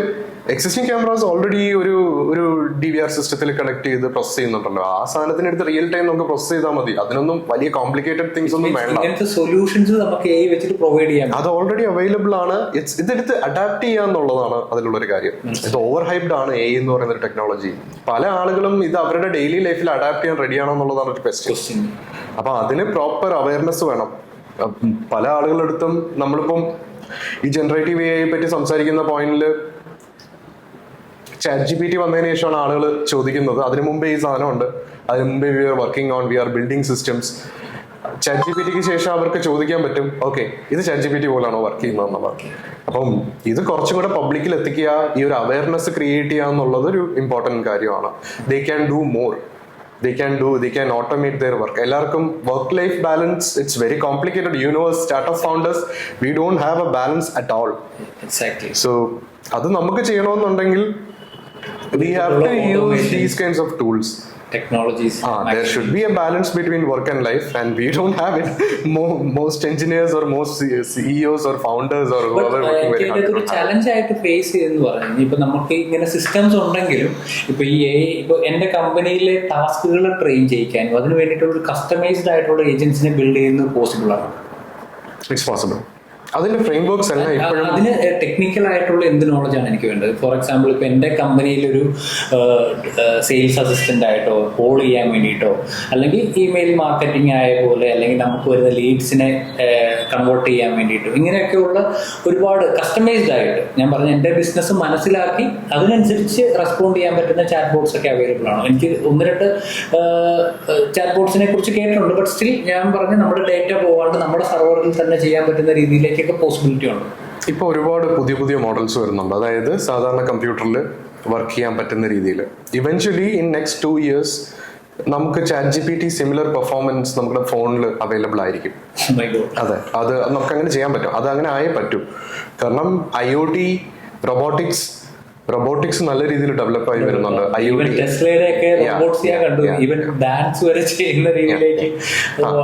അതിനേക്കാളും റോബോട്ട്സ് കുറച്ചുകൂടെ വന്നു കഴിഞ്ഞാൽ നമുക്കിപ്പം നമ്മുടെ വീട്ടിൽ നമ്മൾ ആദ്യം ഒബ്സർവ് ചെയ്യുന്ന സാധനം ഫ്ലോർ ക്ലീനിങ് റോബോട്ട്സ്. തറ മാത്രമേ കുറച്ച് നാളായിട്ട് അത് ചെയ്യുന്നുള്ളൂ. It's cleaning very well. പക്ഷെ think about it can fold your cloth, it can cook for you. അതിലൊക്കെ ഡേറ്റയുടെ നേരത്തെ ചോദിച്ച ക്വസ്റ്റ്യൻ പോലെ പേഴ്സണലൈസ്ഡ് ഫുഡ് കുക്ക് ചെയ്ത് തരാൻ പറ്റും. ഇപ്പൊ ജിജോഷിന് ഇഷ്ടം ഒരു സ്പെസിഫിക് ടൈപ്പ് ഓഫ് സാമ്പാർ ആണെന്നുണ്ടെങ്കിൽ it can easily cook for you. അത് you don't have to tell. ഇത് ഓട്ടോമാറ്റിക് ആയിട്ട് മനസ്സിലാക്കി based on your feedback it will adapt. അപ്പം നമുക്ക് ഒരു പാറ്റേൺ ബേസ്ഡ് അല്ലെങ്കിൽ ഒരു ഇതായിരിക്കില്ല നമ്മുടെ ടേസ്റ്റിനനുസരിച്ച്. ഇപ്പൊ എനിക്ക് ഞാൻ റോബോട്ടിന്റെ അടുത്ത് പറയണേ ഈ സാമ്പാർ എനിക്ക് ഇഷ്ടപ്പെട്ടില്ല, ഉപ്പ് കൂടുതലായിരുന്നു എന്ന് പറഞ്ഞു കഴിഞ്ഞാൽ next day it will adjust. അതെന്താണെന്ന് ചിന്തിക്കാനുള്ള കാപ്പബിലിറ്റി ഇന്നും ഉണ്ട് അന്നും ഉണ്ട്. പക്ഷെ ഇപ്പൊ നമുക്കുള്ള ഡിഫറൻസ് എന്ന് പറഞ്ഞു കഴിഞ്ഞാൽ ഹാർഡ്വെയർ സപ്പോർട്ട്. അതായത് ട്രില്യൺസ് ഓഫ് ഇൻസ്ട്രക്ഷൻസ് സെക്കൻഡ്സിൽ പ്രോസസ് ചെയ്യാനുള്ള കാപ്പബിലിറ്റി ഇപ്പോഴത്തെ കമ്പ്യൂട്ടർ സിസ്റ്റംസിനുണ്ട്. അല്ലെങ്കിലും മനുഷ്യന്റെ കാപ്പബിലിറ്റി നേരത്തെ കമ്പ്യൂട്ടിംഗ് സ്പീഡില് മെഷീൻസ് തോപ്പിച്ചതാണ്. ഇപ്പോ അതിന് ചിന്തിക്കാനുള്ള എന്തുകൊണ്ട് എന്നുള്ള ഒരു ക്വസ്റ്റ്യൻ. സോ ഈ ഒരു ക്വസ്റ്റ്യൻ ആണ് എല്ലാവർക്കും ആൻസർ വേണ്ടത്. എന്തുപയോഗിക്കുമ്പോഴും എങ്ങനെ ഈ ഒരു ആൻസറിൽ എത്തി ട്രേസ് ചെയ്യാൻ പറ്റണം, അത് ഇമ്പോർട്ടന്റ് ആണ്. അപ്പൊ ഇപ്പൊ ട്രേസ് ചെയ്യാൻ പറ്റുന്ന സിസ്റ്റംസ് ഉണ്ട്. അത് മാത്രമല്ല ജിജോഷിന്റെ വർക്ക് ഫ്ലോയില് ഇപ്പം നമുക്ക് നോക്കുകയാണെങ്കിൽ നമ്മൾ കൂടുതലും ബിസിനസ്സിലാണ് ഫോക്കസ് ചെയ്യുന്നത്. So you help people to build their brands, to scale their business, get them more customers. ഇങ്ങനെയുള്ള ഒരു സിറ്റുവേഷൻ ആണ് ജിജോഷിന്റെ. There will be other people as a team. You are collaborating with everyone. So if you are building a system and you are uploading your daily work, for example, you might have an Excel sheet or some kind of a structure. This is the thing you have to do, a strategy to do with your customer to build this brand. For example, creating backlinks, a lot of things. Exactly. So you have a system. Every day the system is seeing whatever you are doing. Jijosh ചെയ്യുന്ന കാര്യങ്ങൾ, ഏത് type customers വരുന്നുണ്ട്, ഏതൊക്കെ സൈറ്റ്സിൽ sign up ചെയ്യുന്നുണ്ട്, ഏതൊക്കെയാണ് ഏറ്റവും കൂടുതലുള്ള keywords, activities, ഇതെല്ലാം ഡെയിലി ലോഗ് ചെയ്ത് പോകുക. അത് ഏത് രീതിയിൽ വേണമെങ്കിലും ലോഗ് ചെയ്യാം. You can communicate to a computer through audio. Because ഇപ്പോഴത്തെ പ്രോഗ്രാമിംഗ് ലാംഗ്വേജ് എന്ന് പറഞ്ഞു കഴിഞ്ഞാൽ നാച്ചുറൽ ലാംഗ്വേജ് ആണ്. ഒരു 10 വർഷം മുമ്പ് when I started my career it was very difficult. ഇന്റർനെറ്റിലാണെങ്കിലും നമുക്ക് സോഫ്റ്റ്വെയർ എഞ്ചിനീയറിംഗ് ഫീൽഡ് എത്ര വർഷം പ്രാക്ടീസ് ചെയ്താലും there will be a lot of new things. പുതിയ ഫ്രെയിംവർക്ക്സ്, പുതിയ ലാംഗ്വേജ്. ജാവാസ്ക്രിപ്റ്റ് നോക്കി കഴിഞ്ഞാൽ every 3 months you will get a new framework to work with. അപ്പം അതിലുള്ളൊരു കുഴപ്പം എന്ന് പറഞ്ഞാൽ ഇപ്പം സ്വെൽറ്റ് എന്ന് പറയുന്ന ഒരു പുതിയ അവരൊരു JS ഫ്രെയിംവർക്ക് ഉണ്ടാക്കുന്നു, അല്ലെങ്കിൽ റിയാക്ട് ഉണ്ടാക്കുന്നു, ഗൂഗിൾ ഉണ്ടാക്കുന്നു, ഫേസ്ബുക്ക് ഉണ്ടാക്കുന്നു. ഇവരെല്ലാം ഓരോ സാധനങ്ങളുമായിട്ട് വരുന്നുണ്ട്. അതൊരു ഫ്ലേവർ മാത്രമാണ് പല ആളുകൾക്കും യൂസ് ചെയ്യാൻ പറ്റുന്നതല്ലേ. പക്ഷെ ഇപ്പോഴത്തെ ഒരു സിറ്റുവേഷൻ എന്ന് പറഞ്ഞു കഴിഞ്ഞാൽ ജിജോഷിന് ഇന്ന് രാവിലെ വേണമെങ്കിൽ ഒരു പുതിയ ഫ്രെയിംവർക്ക് ഉണ്ടാക്കാനുള്ള കാപ്പബിലിറ്റി ഉണ്ട്. ഇൻസ്ട്രക്ഷൻസ് നാച്ചുറൽ ലാംഗ്വേജ് പറഞ്ഞു കൊടുത്താൽ അതിന് ഇന്റർനെറ്റിൽ പോയി സെർച്ച് ചെയ്ത് വേണ്ട ഡോക്യുമെന്റ്സ് കളക്ട് ചെയ്ത് ജിജോഷിനെയും കൂടി ഹ്യൂമൻ ഇൻ ദ ലൂപ്പ് എന്നുള്ളൊരു മോഡൽ ആഡ് ചെയ്തിട്ട് it will ask you questions when it is confused. എന്നിട്ട് ഓട്ടോമാറ്റിക്കായിട്ട് ആർക്കൊക്കെ മെയിൽ അയക്കണം, എല്ലാ കാര്യങ്ങളും ഓട്ടോമേഷൻ എന്ന് പറയുന്നത് അത് കംപ്ലീറ്റ് ആയിട്ട് ഒരു ബ്രാൻഡ് ബിൽഡിംഗ് പ്രോസസ്സിന് 100% അതിൽ ജിജോഷ് ചെയ്യുന്ന കാര്യം കസ്റ്റമൈസേഷൻ ആണ്. That is something you are personalising. അത് എന്റെ എക്സാമ്പിൾ തെറ്റാണോ ശരിയാണോ എന്ന് എനിക്ക് അറിയില്ല. ഇപ്പം നമ്മൾ ദുബായിൽ നോക്കിക്കഴിഞ്ഞാൽ everybody got like super cars. ഏത് ടോപ്പ് ആൻഡ് മോഡൽ ഇറങ്ങിയാലും everybody will be having the version. The difference is diamond plated or diamond alloys, the color, the customizations they make on it. So ഇപ്പം ഏത് car ആണെങ്കിലും അവിടെ everybody got money, everybody is buying new cars. അപ്പം ആളുകൾക്കൊന്ന് stand out ചെയ്ത് നിൽക്കാൻ എന്ത് additional ആയിട്ട് ചെയ്യാന്നുള്ള ഒരു രീതിയിൽ. അതെ, അപ്പം അങ്ങനത്തെ ഒരു പോയിന്റിൽ കസ്റ്റമൈസേഷൻ ആണ് ആ ഒരു മണി, ഹ്യൂമൻ ടച്ച്. ഏജൻസി തരുന്ന സാധനത്തിന് ഒരു കൈപ്പണി വെച്ച് നമ്മള് അതെ നമ്മുടേതായിട്ടുള്ള രീതിയിലാക്കുന്നത്. അതാണ് ഞാൻ പറഞ്ഞത് സ്കിൽസ്. ഇനി വരുന്ന കോഫി, നമുക്ക് പല ടൈപ്പ് കോഫി കിട്ടും. കോഫി ചിലപ്പോൾ ഹൈ ക്വാളിറ്റി ആയിരിക്കും, സ്റ്റാൻഡേർഡ് ആവും. പക്ഷെ ആ കോഫിയിൽ ഒരു ഡിസൈൻ ചെയ്ത് കോഫി കൈ തരുന്നതും ഒരു അല്ലാതൊരു ഗ്ലാസ്സിൽ ചെറിയൊരു ക്വാണ്ടിറ്റി തരുന്നതിന് ഡിഫറൻസ് ഉണ്ട്. അത് എങ്ങനെ പ്രസന്റ് ചെയ്യുന്നുള്ളതിന് ഡിഫറൻസ് ഉണ്ട്. രണ്ടും ഉപയോഗിക്കുന്ന ഹൈ ക്വാളിറ്റി കോഫി ആവാം. അതാണ് ആ ഡിഫറൻസ്. എനിക്ക് ചോദിക്കാനുള്ളത്, ഇപ്പൊ ഡെയിലി ലൈഫിൽ യൂസ് ചെയ്യാൻ പറ്റുന്ന ഒരു 5 AI ടൂൾസ് പറയുകയാണെങ്കിൽ ഏതായിരിക്കും സജസ്റ്റ് ചെയ്യുന്നത് നമ്മുടെ പ്രൊഡക്ടിവിറ്റി ഒക്കെ ഇൻക്രീസ് ചെയ്യാൻ പറ്റുന്നത്? ഡെയിലി ലൈഫിൽ യൂസ് ചെയ്യാൻ പറ്റുന്ന റീസണിങ് മോഡൽസ്, ഞാനിപ്പം ChatGPT ഉപയോഗിക്കുന്നുണ്ട്. അപ്പം സോഫ്റ്റ്വെയർ എഞ്ചിനീയറിംഗിലാണെന്നുണ്ടെങ്കിൽ ഞാൻ എയ്ഡർ എന്ന് പറയുന്ന ഒരു ടൂൾ ഉപയോഗിക്കുന്നുണ്ട്. അത് എയ്ഡർ ഒരു കമാൻഡ് ലൈൻ ഓപ്പൺ സോഴ്സ് ടൂളാണ്. You can install using your terminal. അതിനകത്ത് 3 മോഡൽസ് കോൺഫിഗർ ചെയ്യാൻ പറ്റും, മൾട്ടിപ്പിൾ മോഡൽസ് കോൺഫിഗർ ചെയ്യാൻ പറ്റും. അത് കമാൻഡ് ലൈനിൽ നമുക്ക് ഇനിഷ്യലൈസ് ചെയ്തിട്ട് എനിക്ക് പറഞ്ഞു കൊടുക്കാം. എന്റെ സ്ട്രോങ് മോഡൽ എന്ന് പറഞ്ഞു കഴിഞ്ഞാൽ ഡീപ് സീക്ക് ആണ്. റീസണിങ് മോഡൽ ഡീപ് സീക്ക് ആണ്. കോംപ്ലക്സ് ലോജിക് ഹാൻഡിൽ ചെയ്യേണ്ട മോഡല് ക്ലൗഡിന്റെ ആന്ത്രോപിക്കിന്റെ ക്ലൗഡാണ്. Code editor ChatGPT because it's fast. ഇത് 3 കൂടെ കമ്പൈൻ ചെയ്ത് കഴിഞ്ഞാൽ I can easily, I just have to connect my repo, I just have to tell them build this, find the bug. ഇതൊരു advanced tool ആണ് ഈ പറയുന്നത്. അപ്പൊ ഏതാണ്ട് നിങ്ങൾ നോട്ട് ചെയ്ത് വെക്കുക.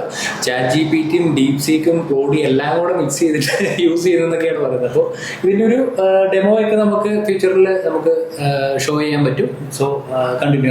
അടുത്ത് അതെ, അത് വെച്ച് കോഡ് ഓട്ടോമേറ്റ് ചെയ്യാൻ പറ്റും. പിന്നെ ഞാൻ ChatGPT ഡെയിലി ഉപയോഗിക്കാറുണ്ട്.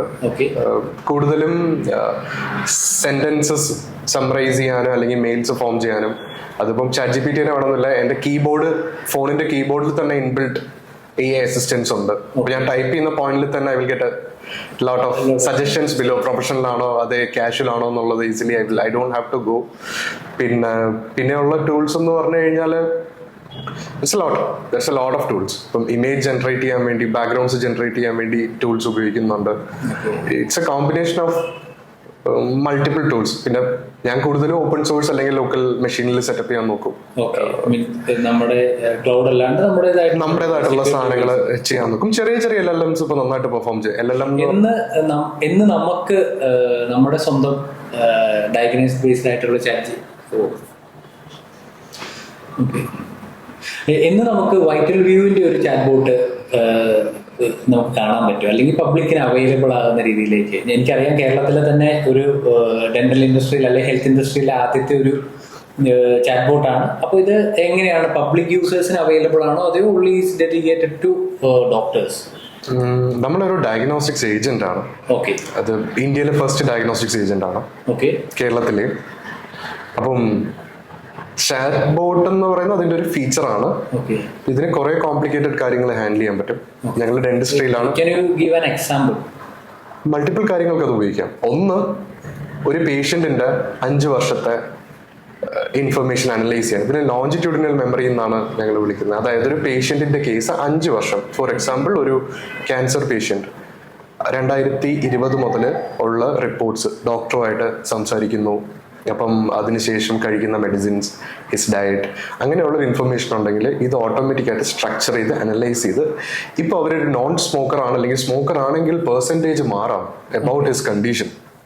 അപ്പം അവരുടെ ഹാബിറ്റ്സും ഇമ്പോർട്ടൻ്റ് ആണ്. അപ്പം നമ്മൾ മെഡിസിൻ കഴിക്കുന്നത് കൊണ്ടോ ഡോക്ടേഴ്സിന്റെ ട്രീറ്റ്മെന്റ് ഫോളോ ചെയ്യുന്നത് കൊണ്ടോ മാത്രം നമുക്കൊരു ഡിസീസ് കംപ്ലീറ്റ് ആയിട്ട് ക്യൂർ ചെയ്യാൻ പറ്റില്ല. അത് മാത്രമല്ല, complicated diseases will take around 7 years to diagnose.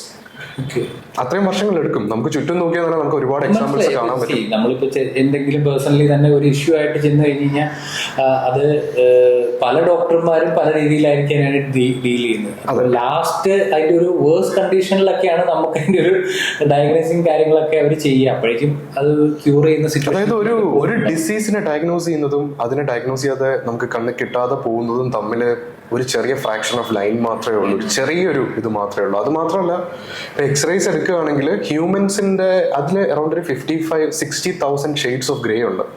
Human ഐസിൽ 900 കാണാൻ പറ്റും. ഇങ്ങനെയുള്ള പലപ്പോഴും ഞാൻ ചിന്തിച്ചിട്ടുണ്ട്, ഒരു എക്സ്റേ ഒക്കെ ഇത് എവിടെ എങ്ങനെയാണ് ഈ ഡോക്ടർ ഇത് നോക്കി മനസ്സിലാക്കുന്നത്? അപ്പൊ നമ്മൾ നോക്കുമ്പോൾ കാണാനും പറ്റുന്നില്ല. അത് ഞാനും ഞാൻ I was sitting with lot of doctors. ഇപ്പം നമ്മുടെ താലൂക്ക് ഹോസ്പിറ്റലിലെ അഫ്സൽ ഡോക്ടർ, സാദിഖ് ഡോക്ടർ, അവരുടെ കൂടെ ഇരിക്കുമ്പോൾ അവർക്ക് എക്സ്റേസ് കാണുമ്പോൾ ഇതിങ്ങനെയാണ് ഇതിങ്ങനെ. അപ്പൊ ഞാൻ നോക്കുമ്പോൾ ഒന്നും കാണൂല. I'm doctor, what is this? ഇത് അതൊരു ഡിഫറെന്റ് സ്കിൽ സെറ്റ് ആണ്. അത് it's very hard to human can make mistake also. അവർക്ക് കണ്ടില്ലെങ്കിൽ നമ്മുടെ ഇതിലെന്ന് പറഞ്ഞാല് ഇതിൽ നമ്മൾ സോൾവ് ചെയ്യാൻ നോക്കുന്ന പ്രോബ്ലം എന്ന് പറഞ്ഞു കഴിഞ്ഞാല്, ഡോക്ടേഴ്സിന് അവരുടെ already they have A work life balance പ്രശ്നമാണ്, ബിസിയാണ്, അവർ കംപ്ലീറ്റ് ബിസിയാണ്. They are like doing A lot of things every day. അപ്പം അവര് വിട്ടുപോകുന്ന കാര്യങ്ങൾ, ഹ്യൂമൻ അത്രയും കൊഗ്നിറ്റീവ് ലോഡ് അവരുടെ തലയിൽ വെക്കണം ഓരോ ഡിസിഷൻ എടുക്കുമ്പോഴും. അപ്പൊ അതെങ്ങനെ ഇംപ്രൂവ് ചെയ്യാം എന്നുള്ളതാണ് നമ്മൾ നോക്കുന്നത്. അവർക്ക്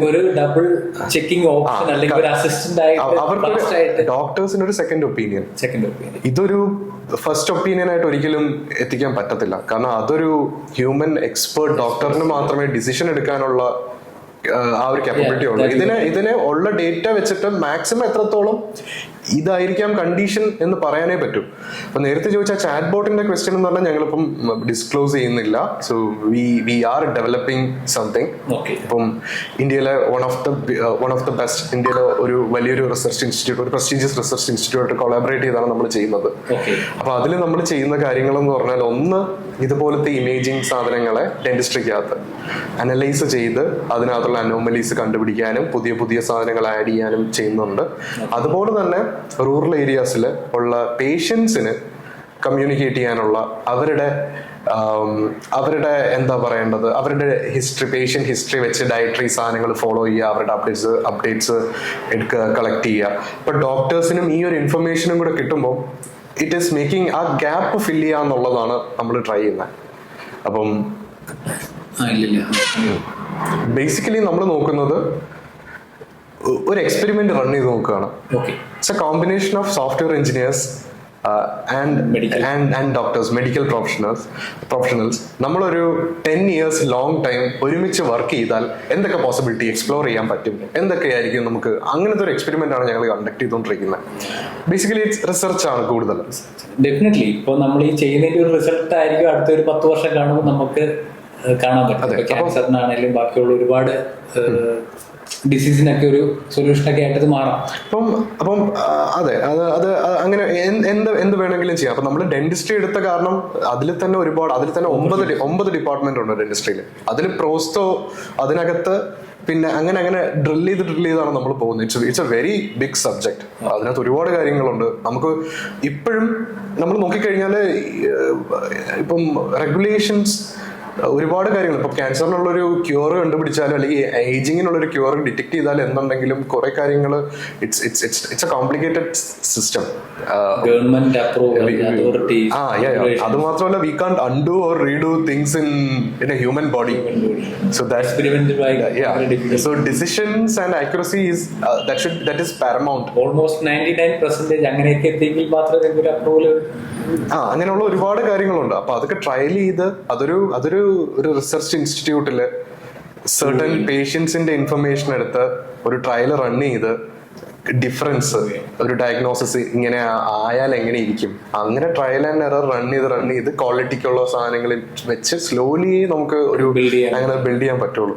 അപ്പം ഇത് ബിൽഡ് ചെയ്യുന്നതിന്റെ ഇടയിൽ തന്നെ ഇടയ്ക്കിടയ്ക്ക് നമുക്ക് കുറച്ച് റീസെന്റ് നമ്മുടെ ഏജന്റിനകത്ത് ഞങ്ങളൊരു എക്സ്പെരിമെന്റ് കണ്ടക്ട് ചെയ്തു.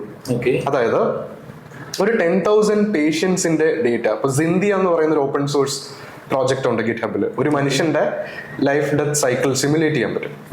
അപ്പൊ ആ 10,000 പേഷ്യൻസിന്റെ ഇൻഫർമേഷനും അവർക്ക് കുറച്ച് സിംറ്റംസ് നമ്മൾ മിമിക് ചെയ്തു. അത് വെച്ചിട്ട് ഒരു 23 ഫാർമസീസ് നമ്മൾ സിമുലേറ്റ് ചെയ്തു. ഫാർമസിയിലെ റിയൽ ടൈം ഡേറ്റ, അതായത് ഇന്ന് ഈ മെഡിസിൻ ആണ് ഏറ്റവും കൂടുതൽ സെയിൽസ് വന്നിട്ടുള്ളത്, അല്ലെങ്കിൽ പാരസെറ്റമോൾ, അല്ലെങ്കിൽ ഒരു ആന്റിബയോട്ടിക്, അത് ചെയ്തു. അതുപോലെ ഹോസ്പിറ്റൽസ്. എന്നിട്ട് നമ്മൾ റിയൽ ടൈം ഇതിനെ അനലൈസ് ചെയ്യുന്ന നമ്മുടെ ഏജന്റിൽ കൂടി റൺ ചെയ്തു, ഒരു റിയൽ ടൈം സർവൈലൻസ്. അത് റൺ ചെയ്തപ്പോൾ നമുക്ക് കിട്ടിയ ഔട്ട്പുട്ട് എന്ന് പറഞ്ഞാൽ, ഞങ്ങൾ കൊടുത്ത ഡിസിഷന് നിപ്പ ഔട്ട് ബ്രേക്ക് 2018 23 24 നിപ്പ ഔട്ട് ബ്രേക്ക് ഉണ്ടായിട്ടുണ്ട്. നിപ്പ എങ്ങനെയാണ് സ്പ്രെഡ് ചെയ്യുന്നത് പറഞ്ഞാൽ ബാറ്റ്സിൽ നിന്നാണ് വരുന്നത്.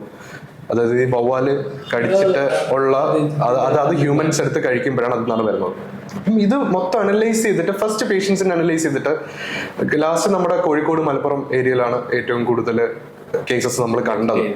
അപ്പം ഇതൊരു സിമുലേഷൻ റൺ ചെയ്തു. ഓക്കെ, ഇങ്ങനൊരു സിറ്റുവേഷൻ വന്നാൽ എന്ത് ചെയ്യും? അപ്പോൾ അതായത് ആളുകൾക്ക് കോമൺ സിംറ്റംസ് വരുന്നു, ഫീവർ അല്ലെങ്കിൽ അതുമായിട്ട് റിലേറ്റ് ചെയ്തുള്ള സാധനം. അപ്പം AI നോക്കുകയാണ്, ഓക്കെ ഇത്രയും പേഷ്യൻസിന് നമ്മുടെ കോഴിക്കോടുള്ളൊരു ചെറിയൊരു വില്ലേജിൽ, ഒരു ഗ്രാമപഞ്ചായത്തിലുള്ള കുറച്ച് ആളുകൾക്ക് ഇങ്ങനത്തെ ഒരു സിംറ്റംസ് ഉണ്ട്. സിംറ്റംസ് ചെക്ക് ചെയ്ത് നോക്കിയപ്പം ലാസ്റ്റ് 2018 വന്ന നിപ്പയോട് സിമിലർ ആയിട്ടുള്ള സിംറ്റംസ്. മെഡിക്കൽ സ്റ്റോറിന്റെ സെയിൽസ് നോക്കിക്കഴിഞ്ഞാൽ പാരസെറ്റമോളും ഇങ്ങനെയുള്ള കുറച്ച് മെഡിസിൻസ് ഇതുപോലത്തെ ഇതിന് സിംറ്റംസിന് കൊടുക്കുന്നതും കൂടി റൈസ് ആയിട്ടുണ്ട്. മൊത്തത്തിൽ നോക്കുകയാണെന്നുണ്ടെങ്കിൽ ഇത് വെച്ച് അനലൈസ് ചെയ്തിട്ട് there is A probability of Nipah എന്ന് കൺഫേം ചെയ്യാൻ ഒരു പോസിബിലിറ്റി ഉണ്ട്. Which means the government can use this kind of tool and predict ഇതേപോലുള്ള പാൻഡമിക് വരുന്നതിന് മുന്നേ നമുക്ക് ഇതിനൊരു അവയർനെസ്സും ഇതൊക്കെ എടുക്കാൻ പറ്റും. അതെ, ഇപ്പം നമ്മൾ ആ ഒരു ലെവലിൽ സംസാരിക്കുകയാണെങ്കിൽ ഇപ്പം ഡയഗ്നോസിസ് എന്നുള്ള രീതിയിലാണ് നമ്മൾ സ്റ്റാർട്ട് ചെയ്തത്. പക്ഷെ നമ്മളിപ്പം അതിനെ ഒരു ഇന്റലിജൻസ് അല്ലെങ്കിൽ മൊത്തത്തിൽ ഒരു പബ്ലിക് ഹെൽത്ത് ഇന്റലിജൻസ് എന്നുള്ള രീതിയിൽ നോക്കുകയാണെന്നുണ്ടെങ്കിൽ പാൻഡമിക് പ്രിവെന്റ് ചെയ്യാൻ പറ്റും. നമ്മുടെ ട്രോപ്പിക്കൽ ക്ലൈമറ്റ് ആണ് കേരളത്തില്. ഇപ്പം ഒരു ജൂൺ ജൂലൈ ടൈമിലൊക്കെ മൺസൂണിന്റെ ഹ്യൂമിഡിറ്റിയിൽ ഈ വൈറസ് ഒക്കെ കൂടുതലായിട്ട് സ്പ്രെഡ് ചെയ്യാനുള്ള പോസിബിലിറ്റി കൂടുതലാണ്. നമ്മുടെ ജോഗ്രഫിയുടെ ഇൻഫർമേഷൻസ്, അങ്ങനത്തെ മാർക്കേഴ്സ് ഒരു ബിഗ് സ്കെയിലിൽ നോക്കുകയാണെങ്കിൽ പാൻഡമിക് സ്പ്രെഡ് ചെയ്യാൻ ചാൻസ് ഉള്ള ഡിസീസസ് നമുക്ക് ബ്ലോക്ക് ചെയ്യാം. ഇപ്പോൾ വയനാട് ലാൻഡ് സ്ലൈഡ് എടുത്തു കഴിഞ്ഞാൽ നമ്മളിപ്പം നമുക്കൊരു എക്സാമ്പിൾ സിനാരിയോ പറയാം. ഒരു ലാൻഡ് സ്ലൈഡ് നമുക്ക് വേണമെന്നുണ്ടെങ്കിൽ AI യൂസ് ചെയ്ത് റിയൽ ടൈം സർവൈലൻസ് വെച്ച് അതിനെ പ്രഡിക്റ്റ് ചെയ്യാനും അത് ബ്ലോക്ക് ചെയ്യാനും പറ്റും. അതെങ്ങനെയാണെന്ന് വെച്ച് കഴിഞ്ഞാൽ, ലാൻഡ് സ്ലൈഡ് പ്രോൺ ആയിട്ടുള്ള ഏരിയാസ് നമുക്കറിയാം. നമുക്കൊന്ന് സാറ്റലൈറ്റ് ഡേറ്റാസ് എടുക്കാം, അല്ലാതെ ഡ്രോൺ വെച്ചുള്ള ഇമേജസ് എടുക്കാം. അതിനകത്ത് ഡീഫോറസ്റ്റേഷൻ ഉള്ള സ്ഥലങ്ങൾ നമുക്ക് എടുക്കാൻ പറ്റും. പിന്നെ ലാൻഡ് സ്ലൈഡ് പ്രോൺ ആയിട്ടുള്ള ഏരിയാസ് വൈബ്രേഷൻസ് മെഷർ ചെയ്യാൻ സെൻസേഴ്സ് ഉപയോഗിക്കാം. അതുപോലെ തന്നെ ഒരുപാട് സെൻസേഴ്സും ഇതുപോലത്തെ കാര്യങ്ങളും വെച്ച് റിയൽ ടൈം അനലൈസ് ചെയ്ത് കഴിഞ്ഞാൽ അത് ഒരു 1 വീക്ക് ഡിസാസ്റ്റർ അല്ലെങ്കിൽ ഇങ്ങനത്തെ problems it's not exploding like ഒൾക്കാനോ ആണെങ്കിൽ പോലും നമുക്ക് ഒരു പരിധി വരെ നമുക്ക് ഇങ്ങനത്തെ ടൂൾസ് വെച്ച് മെഷർ ചെയ്യാൻ പറ്റും. അതുപോലെ ഇത് ചെറിയ സ്റ്റേജിൽ ഇതിന് റിയൽ ടൈം മെഷർ ചെയ്യണം. Like computers to think real time. അതായത് ഇങ്ങനത്തെ മാർക്കേഴ്സ് ഡെയിലി കുറച്ച് സെൻസർ വെച്ചിട്ട് ഒരു ഹ്യൂമൻ വേണ്ട. ഇത് ചെയ്യേണ്ടത് ഇങ്ങനൊരു അനോമലി വന്നു കഴിഞ്ഞാൽ എക്സ്പേർട്ട് അല്ലെങ്കിൽ നമ്മുടെ ഡിസാസ്റ്റർ മാനേജ്മെന്റ് റിക്കവറി അല്ലെങ്കിൽ ഡിപ്പാർട്ട്മെന്റിന് അല്ലെങ്കിൽ സ്റ്റേറ്റ് ഗവൺമെന്റിന് അല്ലെങ്കിൽ സെൻട്രൽ ഗവൺമെന്റിന് ഇങ്ങനെയുള്ള റിയൽ ടൈം ഫീഡ്ബാക്സ് കൊടുത്തുകൊണ്ടിരുന്നു കഴിഞ്ഞാൽ കുറച്ചും കൂടി ഇന്റലിജന്റ് ആയിട്ടുള്ള ഡിസിഷൻസ്, ഇൻഫോംഡ് ഡിസിഷൻസ് എടുക്കാൻ പറ്റും. അതാണ് ഇമ്പോർട്ടൻ്റ് ആയിട്ടുള്ള കാര്യം. അപ്പം ഇത് AI-യുടെയും ഏജൻസിന്റെയും പോസിബിലിറ്റീസ് നമ്മുടെ പബ്ലിക് സെക്ടറിലാണെങ്കിലും നമ്മുടെ ഹെൽത്ത് സെക്ടറിലാണെങ്കിലും ട്രാൻസ്പോർട്ടേഷനിലാണെങ്കിലും വെതർ ഫോർകാസ്റ്റിംഗിലാണെങ്കിലും ഒരുപാട് കാര്യങ്ങൾക്ക് ഉപയോഗിക്കാൻ പറ്റും. അപ്പൊ അതിന്റെ അഡോപ്ഷൻ ആണ് നമുക്കിവിടെ വേണ്ടത്. അപ്പം people who are responsible for this, അവരെ ലീഡർഷിപ്പ് എടുത്ത് ഫ്രണ്ടിൽ വന്ന് they should adapt or adopt these kinds of systems into their workflow. അങ്ങനത്തെ ഒരു ചേഞ്ച് വരുത്താൻ പറ്റിക്കഴിഞ്ഞാൽ നമുക്ക് ഒരുപാട് കാര്യങ്ങൾ ബ്ലോക്ക് ചെയ്യാൻ പറ്റും. റീസെന്റ് ഞാൻ കണ്ട ഒരു കാര്യം എന്ന് പറഞ്ഞാൽ എഡ്യൂക്കേഷൻ സിസ്റ്റം 2K കിഡ്സ് എന്നൊക്കെ അവരൊരു ലെവലിലേക്കൊക്കെ ടാഗ് ചെയ്യുന്നതൊക്കെ ആയിട്ട് കാണുന്നുണ്ട്. അപ്പോൾ മെയിൻലി ഐ ഫീൽ ലൈക്ക് നമുക്ക് നമ്മുടെ കോളേജിലോ സ്കൂളിലോ ഇതേപോലെ ഒരു സർവൈലൻസ് സിസ്റ്റംസ് ഒക്കെ സെറ്റ് ചെയ്ത് കഴിഞ്ഞ് കഴിഞ്ഞാൽ അതിൻ്റെ ഒരു പോസിബിലിറ്റി എങ്ങനെയായിരിക്കും? കാരണം ഇപ്പോൾ ഇൻ കേസ് ഞാനും അവരെ ടാഗ് ചെയ്യല്ല, ഡ്രഗ്സ് യൂസ് ചെയ്യുന്നുണ്ടെന്നുണ്ടെങ്കിൽ അല്ലെങ്കിൽ അവരുടെ ഒരു അറ്റൻഷൻ പോകുന്നുണ്ടെങ്കിൽ, കോൺസെൻട്രേഷൻ നഷ്ടപ്പെടുന്നുണ്ടെങ്കിൽ നമുക്ക് കോളേജുകളിലോ സ്കൂളുകളിലോ ഇങ്ങനെ ഒരു സർവൈലൻസ് സിസ്റ്റം വെച്ച് കഴിഞ്ഞ് കഴിഞ്ഞാൽ കുട്ടികളുടെ കേപ്പബിലിറ്റീസ് ഒക്കെ അനലൈസ് ചെയ്യാൻ പറ്റില്ല. അതിനെക്കുറിച്ച് എന്താണ്? മനുഷ്യരുടെ അറ്റൻഷൻ സ്പാൻ വളരെ കുറവാണ് കമ്പയറിംഗ് ടു ഇപ്പം നമുക്ക് എത്ര സമയം നമ്മൾ ഇൻസ്റ്റാഗ്രാം എടുത്തു, we will be like swiping. അതിൽ ഇറ്റ്സ് വെരി ഹാർഡ്. അത് ഓരോ ദിവസം ഞാൻ പറയാം 3-4 സെക്കൻഡ്സേ ഉള്ളൂ നമ്മുടെ അറ്റൻഷൻ സ്പാൻ. കുട്ടികളാണെങ്കിലും ദേ ആർ ഹാവിങ് മീഡിയ, അവർക്ക് എന്റർടൈൻമെന്റിനും ഇൻഫർമേഷൻ ഗ്യാദർ ചെയ്യാനും ഒരുപാട് സോഴ്സസ് പബ്ലിക്ലി അവൈലബിൾ ആണ്, ഇന്റർനെറ്റിൽ അവൈലബിൾ ആണ്. സോ അവരുടെ ക്വാളിറ്റി ഓഫ് എഡ്യൂക്കേഷൻ ഇംപ്രൂവ് ചെയ്യണം എന്നുണ്ടെങ്കിൽ surveillance it's another thing, understanding their behavioural patterns and identifying what should be, എന്തൊക്കെ പോസിബിൾ, എന്തുകൊണ്ടാവാം ഇവന് ഇങ്ങനെ ഒരു പഠിക്കാൻ കുറച്ച് ബാക്കിൽ, അല്ലെങ്കിൽ എന്തുകൊണ്ട് അവന് ഇഷ്ടമുള്ള സബ്ജക്റ്റ് ആവാം, അത് അവനെ ഹീ ഡോണ്ട് വോണ്ട് ടു കുത്തിയിരുന്ന് പഠിക്കാൻ താല്പര്യമില്ലാത്ത ഒരാളാവും, he might be good at something else. So എല്ലാവർക്കും എഡ്യൂക്കേഷൻ എന്റർടൈനിങ് ആവുമ്പോഴാണ് അതിലൊരു പഠിക്കാനുള്ളൊരു, അത് എന്തുകൊണ്ടെന്നുള്ള കാര്യങ്ങൾ പ്രൈമറി സ്കൂൾ ലെവലിൽ ഐഡന്റിഫൈ ചെയ്യാൻ പറ്റിക്കഴിഞ്ഞാൽ നമുക്കൊരു better generation we will get. അപ്പൊ നമ്മൾ ഇന്ത്യ നോക്കുകയാണെന്നുണ്ടെങ്കിൽ ഓൺലി 3 or 4% ആളുകൾ മാത്രമേ ഉള്ളൂ skilled workers in this 1.4-1.5 billion population. അപ്പൊ അതെന്തുകൊണ്ടാണെന്നുള്ളത് ഒരു സർവേ പ്രോപ്പർ സ്റ്റഡീസ് നടക്കുന്നുണ്ട്. അത് മാത്രമല്ല, ഇപ്പൊ ഒരു കമ്പനി, ഇപ്പൊ നമ്മളാണെങ്കിൽ ഇപ്പോൾ ഒരു ഹയറിംഗിലേക്കൊക്കെ വരുന്ന സമയത്ത് വി ആർ റിയലി സ്ട്രഗ്ലിംഗ്. ഇപ്പോൾ ഒരുപാട് റെസ്യൂംസ് വരും, ഒരു അവരോട് തന്നെ ആ റെസ്യൂമിൽ വെച്ചിരിക്കുന്ന കാര്യം തന്നെ രണ്ടാമത് നിങ്ങൾക്ക് അറിയാവുന്ന ചോദിച്ചു കഴിഞ്ഞാൽ അറിഞ്ഞുകൂടാ.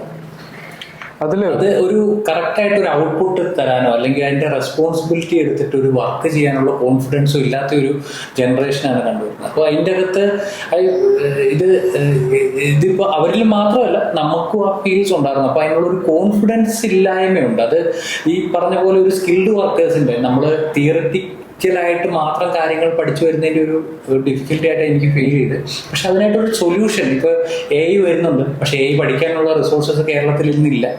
കോളേജസിലൊക്കെ ഇംപ്ലിമെന്റ് ചെയ്ത് വരുന്നുണ്ടെങ്കിൽ തിയററ്റിക്കലായിട്ട് കുറേ കാര്യങ്ങൾ പഠിക്കാം, പക്ഷെ പ്രാക്ടിക്കലി ഒരു ആപ്ലിക്കേഷൻ ബിൽഡ് ചെയ്യുക അല്ലെങ്കിൽ ഇന്നത്തെ ഇൻഡസ്ട്രിക്ക് വേണ്ടിയിട്ടുള്ള റിയൽ ആയിട്ടുള്ള സൊല്യൂഷൻ എന്നുള്ള രീതിയിലേക്ക് കുട്ടികൾ പുറത്തേക്ക് വരുന്നില്ല. അപ്പോൾ അതിന് എന്തൊക്കെ ചെയ്യേണ്ടി വരുന്നത്, അതിന് കുട്ടികൾ അല്ലെങ്കിൽ പാരന്റ്സ് ഫോക്കസ് ചെയ്യേണ്ട ഏരിയ എന്തൊക്കെയാണ്? എൻ്റെ ഒരു ഒപ്പീനിയനിൽ പറയാം, ഇപ്പം ഒരുപാട് പാരന്റ്സ് കുട്ടികളെ വീട്ടിൽ തന്നെ പഠിപ്പിക്കുന്ന ഒരുപാട് വീഡിയോസ് നമ്മൾ ഇന്റർനെറ്റിൽ കാണാറുണ്ട്. ലോട്ട് ഓഫ് പാരന്റ്സ് തന്നെയാണ് അവരുടെ ഇൻസ്റ്റാഗ്രാം യൂണിവേഴ്സിറ്റി ഇസ് ദയർ. അപ്പം അതിൽ കുറച്ച് സീരിയസ് ആയിട്ടുള്ളൊരു കാര്യം, ഹൈ ക്വാളിറ്റി കണ്ടന്റ് ഇന്റർനെറ്റിലുണ്ട്. ബ്രില്യൻറ്റോ അല്ലെങ്കിൽ എന്തെങ്കിലും നമ്മുടെ ഓൺലൈൻ ഡീപ്പ് ലേണിംഗ് ഇപ്പം അത് തന്നെയല്ല, ഇപ്പം ഒരുപാട് കോഴ്സേറ അങ്ങനെയുള്ള ഒരുപാട് ഹൈ ക്വാളിറ്റി കണ്ടന്റ് ഇന്റർനെറ്റിലുണ്ട്. റിസർച്ച് നമ്മുടെ ഈ കോളേജസ് എന്ന് പറഞ്ഞു കഴിഞ്ഞാൽ, അല്ലെങ്കിൽ ഒരു എഞ്ചിനീയറിംഗ് കോളേജിന്റെ റെസ്പോൺസിബിലിറ്റി ചേഞ്ച് ചെയ്യേണ്ടത് അതൊരു റിസർച്ച് ഇൻസ്റ്റിറ്റ്യൂട്ട് ആയിട്ട് മാറണം. That should be A place. ഒരു കുട്ടി സ്കൂൾ കഴിഞ്ഞ് ചെല്ലുന്ന സമയത്ത് അവൻ ഇഷ്ടമുള്ള ഒരു സാധനം റിസർച്ച് ചെയ്ത് ഒരു പ്രോഡക്റ്റ് ബിൽഡ് ചെയ്യാനുള്ള ഹെൽപ്പ് ഇത് നമുക്ക് കൂടുതലും കിട്ടുന്നത് ഞാനും എഞ്ചിനീയറിംഗ് കഴിഞ്ഞ് സ്റ്റാർട്ടപ്പ് ബിൽഡ് ചെയ്തിട്ട് ഞാൻ ഇതുപോലെ റിസർച്ച് ഇൻസ്റ്റിറ്റ്യൂട്ട്സുമായിട്ട് കൊളാബറേറ്റ് ചെയ്യുന്നതുകൊണ്ട് എനിക്കറിയാം ഇപ്പൊ കിട്ടുന്ന സപ്പോർട്ട്. അതായത് അവിടുത്തെ ടീച്ചേഴ്സ് പഠിപ്പിക്കും, അവിടുത്തെ ടീച്ചേഴ്സ് ഞങ്ങളുടെ സ്റ്റുഡൻ്റ് ആയിട്ടല്ല പഠിപ്പിക്കുന്നത്. അവിടുത്തെ പ്രോബ്ലംസ് നമുക്കൊരു എൻവയോൺമെന്റ് തരുന്നു. ആ എൻവയോൺമെന്റിൽ നമുക്ക് കുറച്ചുകൂടി ഇപ്പൊ PG സ്റ്റുഡൻസുമായിട്ട് നമുക്ക് കൊളാബറേറ്റ് ചെയ്യാൻ പറ്റുന്നുണ്ട്.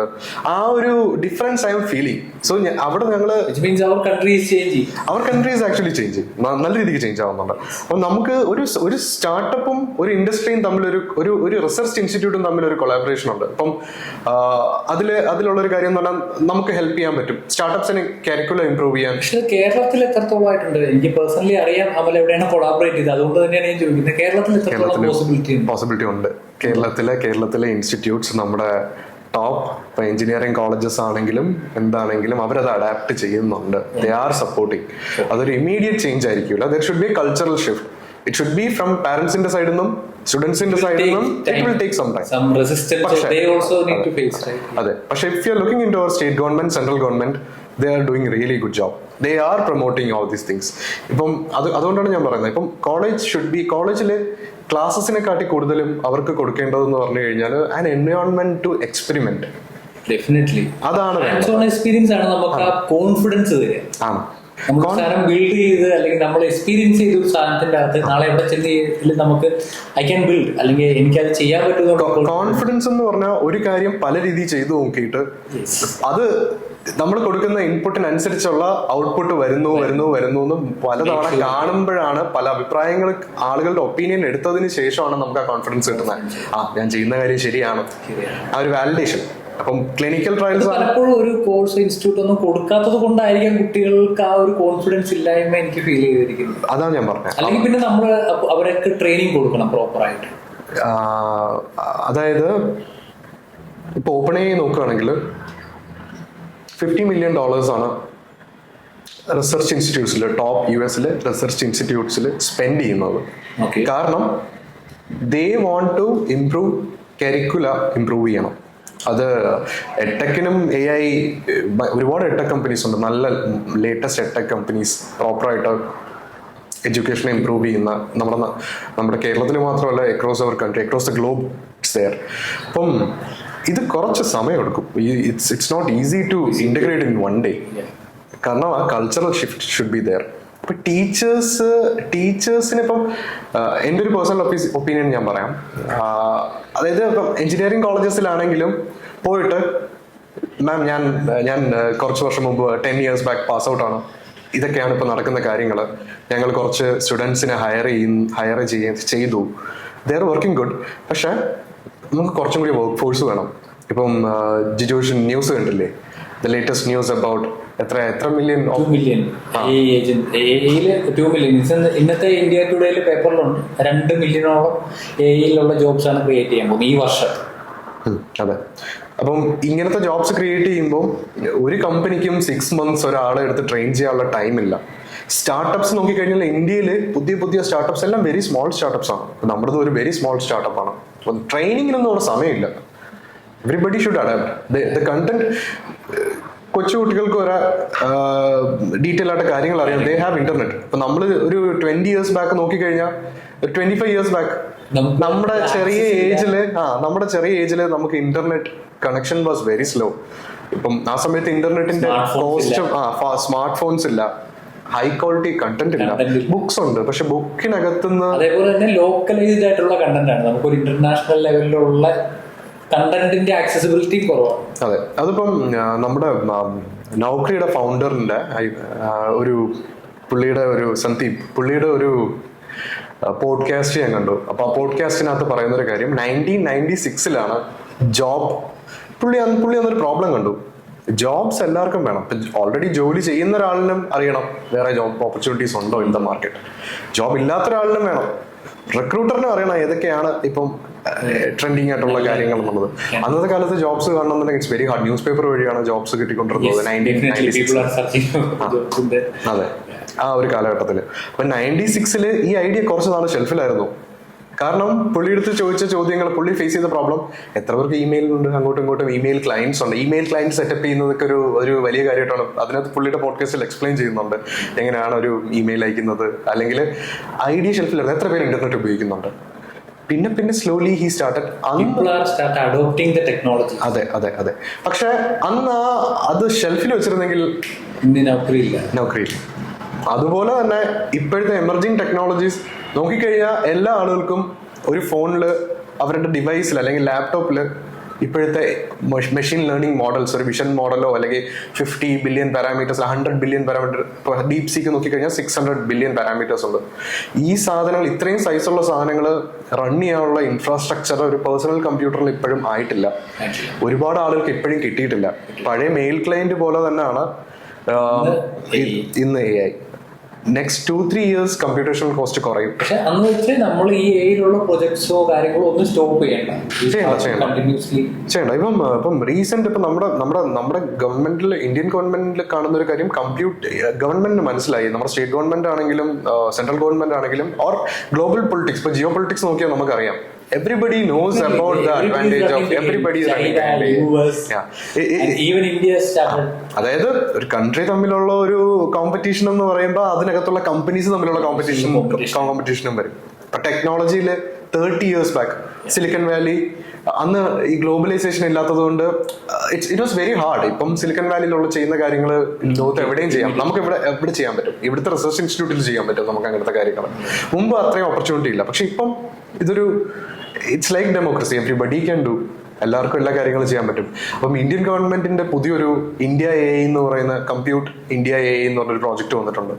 അപ്പൊ അതില് ഇത് റൺ ചെയ്യാനുള്ള ഹാർഡ്വെയറിന്റെ കോസ്റ്റ് എന്ന് പറഞ്ഞാൽ 30,000 rupees കൊടുത്തു കഴിഞ്ഞാൽ ഒരു ഡീസന്റ് ക്ലസ്റ്റർ ഓടിക്കാനുള്ള ഇയർലി നമുക്ക് കിട്ടും.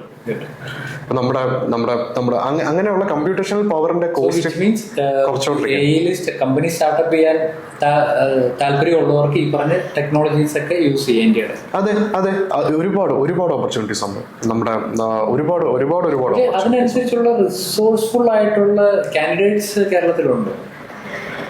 നമുക്ക് 30% ആണ് എൻ്റെ ഒരു എസ്റ്റിമേറ്റ് അനുസരിച്ച്. 30% ഉള്ള ആളുകൾ ഹൈലി സ്കിൽഡ് ആണ് നമ്മുടെ സ്റ്റേറ്റിൽ. Okay, skilled in different things. പക്ഷെ അതിന്റെ പ്രോബ്ലം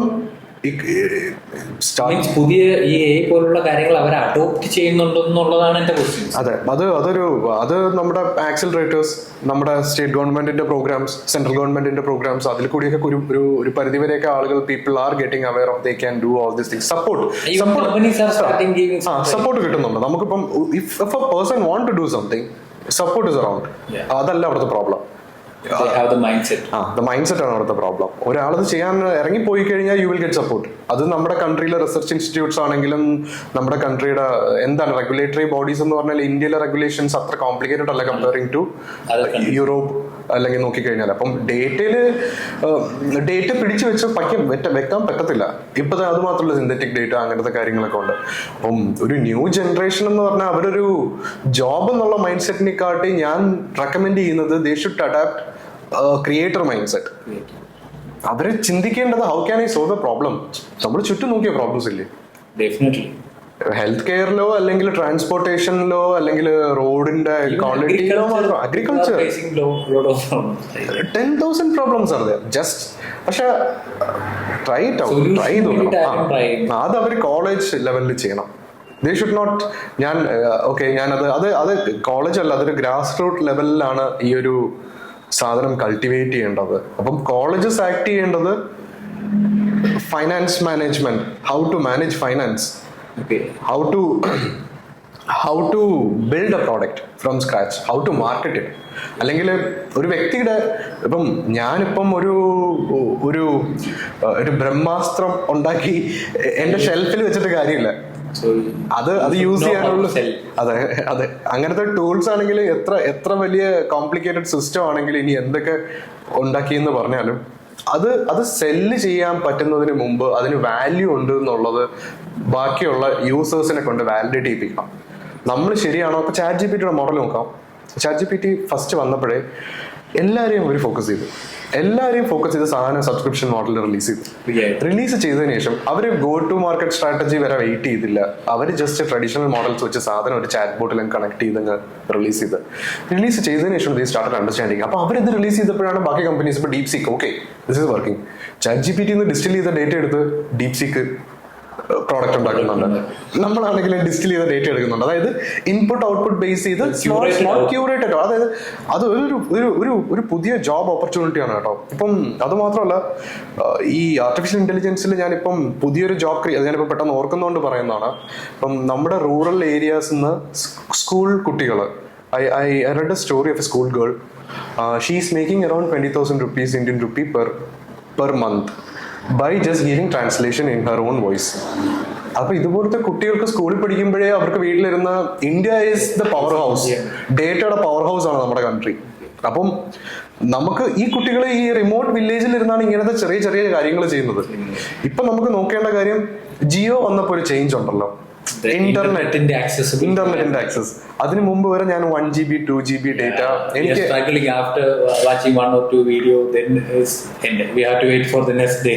നമുക്കിപ്പോ അൺലിമിറ്റഡ് ഡേറ്റ ഉണ്ട്. നമ്മളിപ്പം ഇലക്ട്രിസിറ്റി ഉപയോഗിക്കുന്ന പോലെ സ്വിച്ച് ഇടുമ്പോൾ ഇന്റർനെറ്റ് വർക്ക് ചെയ്യുന്നു. വി ഡോണ്ട് കെയർ അബൌട്ട് എത്ര ബാൻഡ് വിഡ്ത്ത് ഉണ്ട്, അങ്ങനെയൊന്നും ഞങ്ങൾ ചിന്തിക്കുന്നില്ല. അപ്പൊ അതുപോലെ ആർട്ടിഫിഷ്യൽ ഇന്റലിജൻസും ആ ഒരു രീതിയിൽ ആളുകൾ യൂസ് ചെയ്ത് തുടങ്ങണം. It's not that complicated. അതിലെ കോംപ്ലിക്കേഷൻസ് ഇല്ല. അത് ഇപ്പൊ പണ്ടത്തെ പോലെ അല്ല, ഇത് ഭയങ്കര എക്സ്പോണൻഷ്യൽ ആയിട്ടാണ് ഇതിന്റെ ഗ്രോത്ത് നമുക്ക് കാണാൻ പറ്റും. ഒരു ടെക്നോളജി വെച്ചിട്ട് വേറെ പല ടെക്നോളജികൾ കണ്ടുപിടിക്കുന്നു, അത് വെച്ചിട്ട് വേറെ. So the growth is highly exponential. അപ്പൊ അതുകൊണ്ട് തന്നെ നമ്മൾ കാണാത്ത പല കാര്യങ്ങളും ഇനിയിപ്പോ ഒരു 100 വർഷം കഴിഞ്ഞ് നടക്കേണ്ട കാര്യങ്ങൾ may be within 5 to 10 years നമുക്ക് കാണാൻ പറ്റും. ഇതില് ഞാൻ റെക്കമെൻഡ് ചെയ്യുന്ന ഒരു ബുക്ക് എന്ന് പറഞ്ഞു കഴിഞ്ഞാൽ പീറ്റർ നോർവിക്കിന്റെ ആർട്ടിഫിഷ്യൽ ഇന്റലിജൻസിന്റെ ഒരു ബുക്കുണ്ട്. 96 റിലീസ് ചെയ്താണ് first edition, second edition 2004 and 2022 or 21 third edition or recent edition.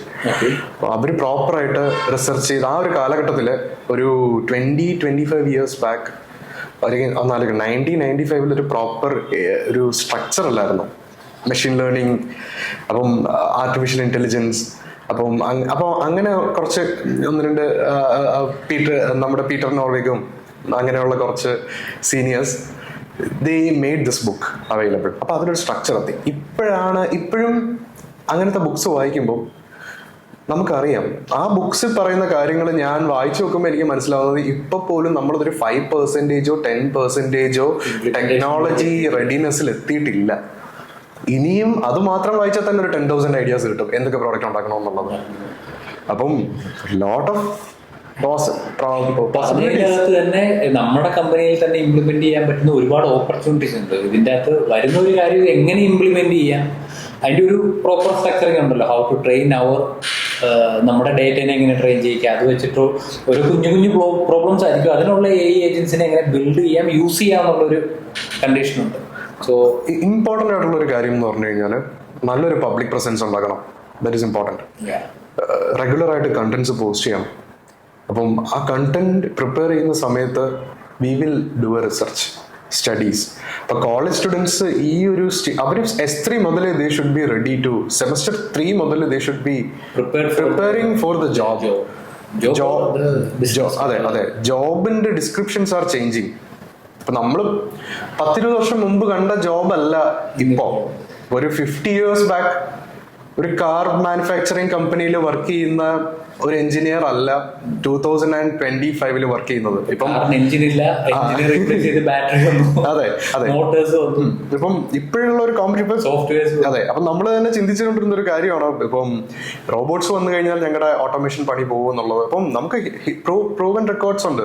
പല ഫാക്ടറീസിലും മാനുഫാക്ചറിങ് കോസ്റ്റ് കുറഞ്ഞിട്ടുണ്ട്. മാനുഫാക്ചറിങ് കോസ്റ്റ് ഭയങ്കര ഒരു ഇമ്പോർട്ടന്റ് കാര്യമാണ്. കമ്പനീസ് ഈവൻ കാർ മെഷീനറീസ് ഇപ്പൊ ഓട്ടോമേറ്റഡ് ചെയ്തിട്ടാണ്, ടച്ച് ഇല്ലാണ്ട് തന്നെയാണ്. അതെ, അതിപ്പോ നമുക്ക് നോക്കുകയാണെങ്കിൽ തന്നെ ഇപ്പം US BYD എന്ന് പറയുന്ന കമ്പനി അവർ കാർ ലോഞ്ച് ചെയ്യുന്നുണ്ട്. ഇപ്പം യുഎസിലുള്ള ഒരു manufacturing company 45K car sell ചെയ്യുന്നതെങ്കിൽ USD സെല് ചെയ്യുന്നെങ്കിൽ this Chinese company BYD is selling for 35,000. അപ്പൊ അങ്ങനെ റെഗുലേഷൻസ് കൊണ്ടുവരും. അപ്പൊ റെഗുലേഷൻസ് കൊണ്ടുവരുമ്പോൾ അവിടുത്തെ ബിസിനസിനെ സസ്റ്റെയിൻ ചെയ്യാൻ വേണ്ടി ഗവൺമെന്റ് ഇതിൽ ടാക്സ് ഇമ്പോസ് ചെയ്യും. ടാക്സ് ഇമ്പോസ് ചെയ്യുമ്പോൾ there will be serious competition is happening in a global level between companies. So it's not a small problem we are solving. Everybody should get up and instead of looking at ഒരു ചെറിയൊരു problem solve ചെയ്യുന്നതിന് പകരം think big. ഈ tools എല്ലാം നമ്മൾ അതാണ് help ചെയ്യുന്നത്. അപ്പം ജിജോഷിന് രാത്രി കിടന്നുറങ്ങുമ്പോൾ your systems will be downloading emails, scraping emails, structuring your data, reading 1 million pages, doing things for you. It is happening right now. We are doing it every day. Everybody is automating things. 2030 odu kudi 30% of jobs in every industry will get automated. So we have some predictions, we have some data backing it. So ഈ automate ചെയ്യുമ്പോൾ ആ job responsibility switching from one two another, അത് കണ്ടുപിടിക്കുക എന്നുള്ളതാണ് next ജനറേഷന്റെ job. കാരണം ഇപ്പോൾ I don't think programming എനിക്ക് കുറച്ച് it took me years to gain some decent. എനിക്ക് ഇപ്പോഴും still I won't call myself a decent programmer. ആ ഒരു സ്റ്റേജ് എത്താൻ തന്നെ it took like hacker rank more than 10 years hacker rank practice. So 10 വർഷം ഇത് പ്രാക്ടീസ്, പ്രോഗ്രാമിംഗ് ഡെയിലി ഒരു 8+ hours practice ചെയ്തിട്ട് പോലും still I can understand common patterns and problems. I am not ready to solve wide range of problems. Still ഇപ്പോഴാണെങ്കിൽ ഞാൻ simple problem solve ചെയ്യാൻ time എടുക്കുന്നുണ്ട്. അപ്പം പക്ഷെ ഒരു AI ഈസി ആയിട്ട് ടെസ്റ്റ് ചെയ്ത് ഒരു ടെസ്റ്റ് കേസ് കൊടുത്തു കഴിഞ്ഞാൽ അതുമായിട്ട് മാച്ച് ചെയ്യുന്ന സാധനങ്ങൾ ട്രയൽ ആൻഡ് എറർ റൺ ചെയ്ത് ഒപ്റ്റിമൽ എത്തിക്കാൻ പറ്റും. അത് കമ്പ്യൂട്ടറിന് ചെയ്യാൻ പറ്റും. കമ്പ്യൂട്ടറിന് കറക്റ്റ് ഇൻസ്ട്രക്ഷൻസ് കൊടുത്താൽ അത് കറക്റ്റ് കോഡ് ജനറേറ്റ് ചെയ്ത് തരും.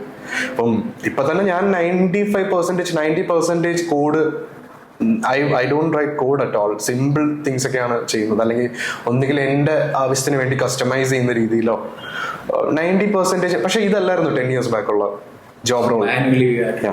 ഒരു ബഗ് ഫിക്സ് ചെയ്യാൻ തന്നെ ഇറ്റ് വിൽ ടേക്ക്. അതിനകത്തൊരു കൺസേൺ എന്ന് പറഞ്ഞു കഴിഞ്ഞാൽ ഇപ്പോൾ കുട്ടികളൊക്കെ ഇത് യൂസ് ചെയ്ത് വരുന്ന സമയത്ത് അവർക്ക് അതിന്റെ ബിഹൈൻഡ് ദ സീൻ എന്താണെന്ന് അറിയാണ്ട് ഇത് എക്സിക്യൂട്ട് ചെയ്യുന്നതിലുള്ള ഒരു പ്രോബ്ലം ഇല്ലേ? അവർ സ്റ്റക്ക് ആവുന്ന സമയത്ത് നമ്മൾ അനുഭവിച്ച സ്ട്രെസ്സിന്റെ ഒരു 100 times മേളിലേക്ക് അനുഭവിക്കാനുള്ള ചാൻസസ് ഇല്ല. അതിനെങ്ങനെ അവർ റെക്ടിഫൈ ചെയ്യും?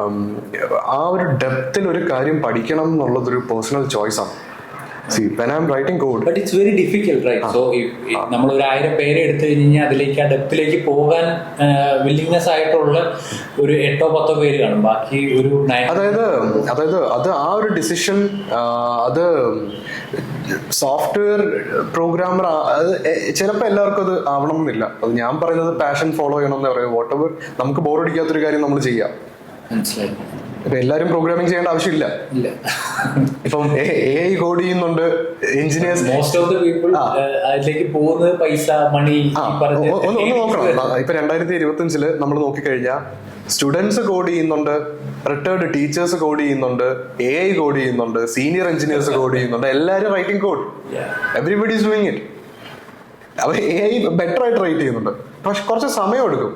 അപ്പൊ അതിലും ബയാസ് ഉണ്ട്. കോഡ് നോക്കിക്കഴിഞ്ഞാൽ ഇപ്പൊ ജാവാസ്ക്രിപ്റ്റ് കോഡ് എടുത്ത് കോഡിൽ ഒരു പ്രോഗ്രാം എഴുതാൻ പറയുന്നതും റസ്റ്റില് ഒരു പ്രോഗ്രാം എഴുതാൻ പറയുന്നതും തമ്മിൽ വ്യത്യാസമുണ്ട്. ആ തരുന്ന ഔട്ട്പുട്ടിൽ റസ്റ്റിന്റെ കോഡ് കണ്ടാൽ നമുക്ക് മനസ്സിലാവും this is written by an expert programmer. Rust പോലുള്ള ലോവർ ലെവൽ പ്രോഗ്രാമിംഗ് അല്ലെങ്കിൽ C++ പോലത്തെ പ്രോഗ്രാമിംഗ് ലാംഗ്വേജിൽ വർക്ക് ചെയ്യുന്ന സോഫ്റ്റ്വെയർ എഞ്ചിനീയേഴ്സ് അല്ലെങ്കിൽ എക്സ്പേർട്ടൈസ് ഉള്ള സോഫ്റ്റ്വെയർ എഞ്ചിനീയേഴ്സ് ചെയ്യുന്ന കോഡിന്റെ ക്വാളിറ്റി ഡിഫറെന്റ് ആണ്. അവര് അത് ബേസ്ഡ് ആണ്. ഇപ്പം ഞാനത് ഒരു എക്സ്പെരിമെന്റ് പേഴ്സണലി ചെയ്ത് നോക്കിയിട്ടുണ്ട്. റസ്റ്റ് വെച്ചിട്ട് ഒരു സിസ്റ്റം ഉണ്ടാക്കി, സെയിം സിസ്റ്റം ജാവാസ്ക്രിപ്റ്റിൽ ഞാൻ ഉണ്ടാക്കി. അപ്പം അത് ചെയ്യുമ്പോൾ കുറച്ച് വിട്ടുപോകാൻ ചാൻസ് ഉള്ള എഡ്ജ് കേസസ് റസ്റ്റിൽ കവർ ചെയ്യുന്നുണ്ട്. അല്ലെങ്കിൽ കുറച്ചും കൂടി പ്രിസിഷനിൽ ഫ്ലോട്ടിംഗ് പോയിന്റ് ഓപ്പറേഷൻസ് അത് ഹാൻഡിൽ ചെയ്യുന്നുണ്ട്. അത് ആ കോഡിൽ കുറച്ചും കൂടി അതാണ് ആ ഒരു ഡിഫറൻസ് ഇസ് ദയർ.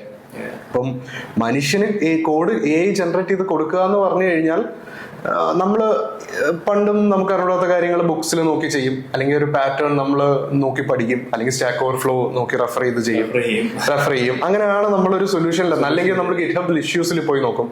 അത് കിട്ടിയ വാട്ട്സ് നെക്സ്റ്റ്? അതാണ് ക്വസ്റ്റ്യൻ. പഠിച്ചു. ഇപ്പം നമുക്ക് ഡെപ്തിൽ പഠിക്കുക എന്നുള്ളത് ഒരു ചോയ്സ് ആണ്. ആ ചോയ്സ് എന്ന് പറഞ്ഞു കഴിഞ്ഞാൽ അത് മേ ബി ഒരു ഓർഗനൈസേഷണൽ ഗോളാവാം. ഒരു ഓർഗനൈസേഷൻ ഹൈ ക്വാളിറ്റി കോഡ് വേണം എന്നുണ്ടെങ്കിൽ the person who is writing code should be doing the work in depth. അത് ഡിഫറെന്റ് സിനാരിയോസ് ഉണ്ട്. ഇപ്പോൾ ഒരു ബിസിനസ് ഓണർ ആണ്, he just want to create a website. You don't have to understand anything in depth. പുള്ളിക്ക് ഇപ്പോൾ ഒരു boutique ഓണറിന്റെ ഒരു വെബ്സൈറ്റ് ഉണ്ടാക്കണമെന്നുണ്ടെങ്കിൽ he or she don't have to, they can choose a no code platform. If they want to do customizing, then it requires expertise. അവർക്ക് expert ആയിട്ടുള്ള ഒരാളിനെ contact ചെയ്യാം. It's all about solving their business needs. ഇപ്പം ബാക്കി passion ആണ്. If you want to know how it works, ഒരു programming language എങ്ങനെ work ചെയ്യുന്നു, ഒരു ഫ്രെയിം എന്ന് വർക്ക് ചെയ്യുന്നു, അതിന്റെ തൊട്ട് താഴെ 1-2 ലെയർ താഴെ എങ്ങനെയാണ് അത് വർക്ക് ചെയ്യുന്നത്. ഇപ്പൊ ഒരു സെർവർ എടുത്തു കഴിഞ്ഞാൽ ഇവിടുന്ന് ഡേറ്റ സെൻഡ് ചെയ്യുന്ന മുതൽ ആ സെർവറിന്റെ എൻട്രി പോയിന്റിൽ ഡേറ്റ എത്തി മൾട്ടിപ്പിൾ മിഡിൽ വെയർസിൽ കൂടി പോയി പാഴ്സ് ചെയ്ത് ഡേറ്റ മൾട്ടിപ്പിൾ സാധനങ്ങൾ ഹെഡർ പാഴ്സ് ചെയ്യുന്നു, ബോഡി പാഴ്സ് ചെയ്യുന്നു, എന്നിട്ട് തിരിച്ച് ഔട്ട്പുട്ട് സെൻഡ് ചെയ്യുന്ന വരെയുള്ള കുറെ കാര്യങ്ങളുണ്ട്. ഇതിൽ ഏത് ഏരിയ വേണം എന്നുള്ളത് ഒരു പേഴ്സണൽ ചോയ്സ് ആണ്. അല്ലെ, അത് ഇപ്പൊ മനസ്സിലാക്കാൻ പറ്റും. ഇപ്പൊ നമ്മുടെ സ്കിൽസ് എന്തൊക്കെയാന്ന് ചോദിച്ചു കഴിഞ്ഞാൽ പണ്ട് നമ്മള് പഠിക്കുന്ന സ്കിൽസാ പറയുന്നുണ്ടെങ്കിൽ ഇന്ന് ഹൗ ടു ഫെയിൽ അല്ലെങ്കിൽ റെസിലിയൻസ്, ക്രിട്ടിക്കൽ തിങ്കിങ്, അതേപോലെ തന്നെ അല്ലെങ്കിൽ എത്ര ഫാസ്റ്റ് ആയിട്ട് നമുക്ക് ഓരോ കാര്യങ്ങൾ പഠിക്കാൻ പറ്റും, നമ്മുടെ പുതിയ സ്കിൽസിലേക്ക് എങ്ങനെ ചേഞ്ച് ചെയ്യാൻ പറ്റും, ഇതൊക്കെ സ്കിൽസായി മാറിയിരിക്കുകയാണ്. അപ്പോൾ തോക്കാൻ പഠിക്കുന്ന അതൊക്കെ ഞാൻ കേട്ടിട്ടുള്ളൂ. പണ്ട് തോക്കുന്നവന് ഒരു വാല്യൂ ഇല്ലാതെ ഇരുന്നോടത്തുനിന്ന് ഇന്ന് തോക്കുന്നവരും അതേപോലെ തന്നെ കാര്യങ്ങളെ ഫേസ് ചെയ്യുന്നവർക്കൊക്കെ ഒരു വാല്യൂ വന്നല്ലേ. മറ്റേ എമ്പതി, ഇതൊക്കെ ഒരു സ്കില്ലായിട്ട് ഇന്ന് കൺസിഡർ ചെയ്യുന്നു എന്ന് പറയുമ്പോൾ സന്തോഷമുണ്ട്. അതേപോലെ തന്നെ ഫ്യൂച്ചർ എങ്ങോട്ടാണ് തോറ്റ് പഠിക്കാം, ദാറ്റ് ഈസ് ഓക്കെ. പക്ഷെ നമ്മൾ പറയില്ലേ കളിച്ച് നോക്കണമെന്ന് പറയില്ലേ, അതാണ് ട്രൈ ചെയ്ത് നോക്കി ഫെയിൽ ആവണം. ഇപ്പം ഞാൻ അത് എയിൻസ്റ്റീൻ പറഞ്ഞിട്ടുള്ള ഒരു കാര്യമാണ്.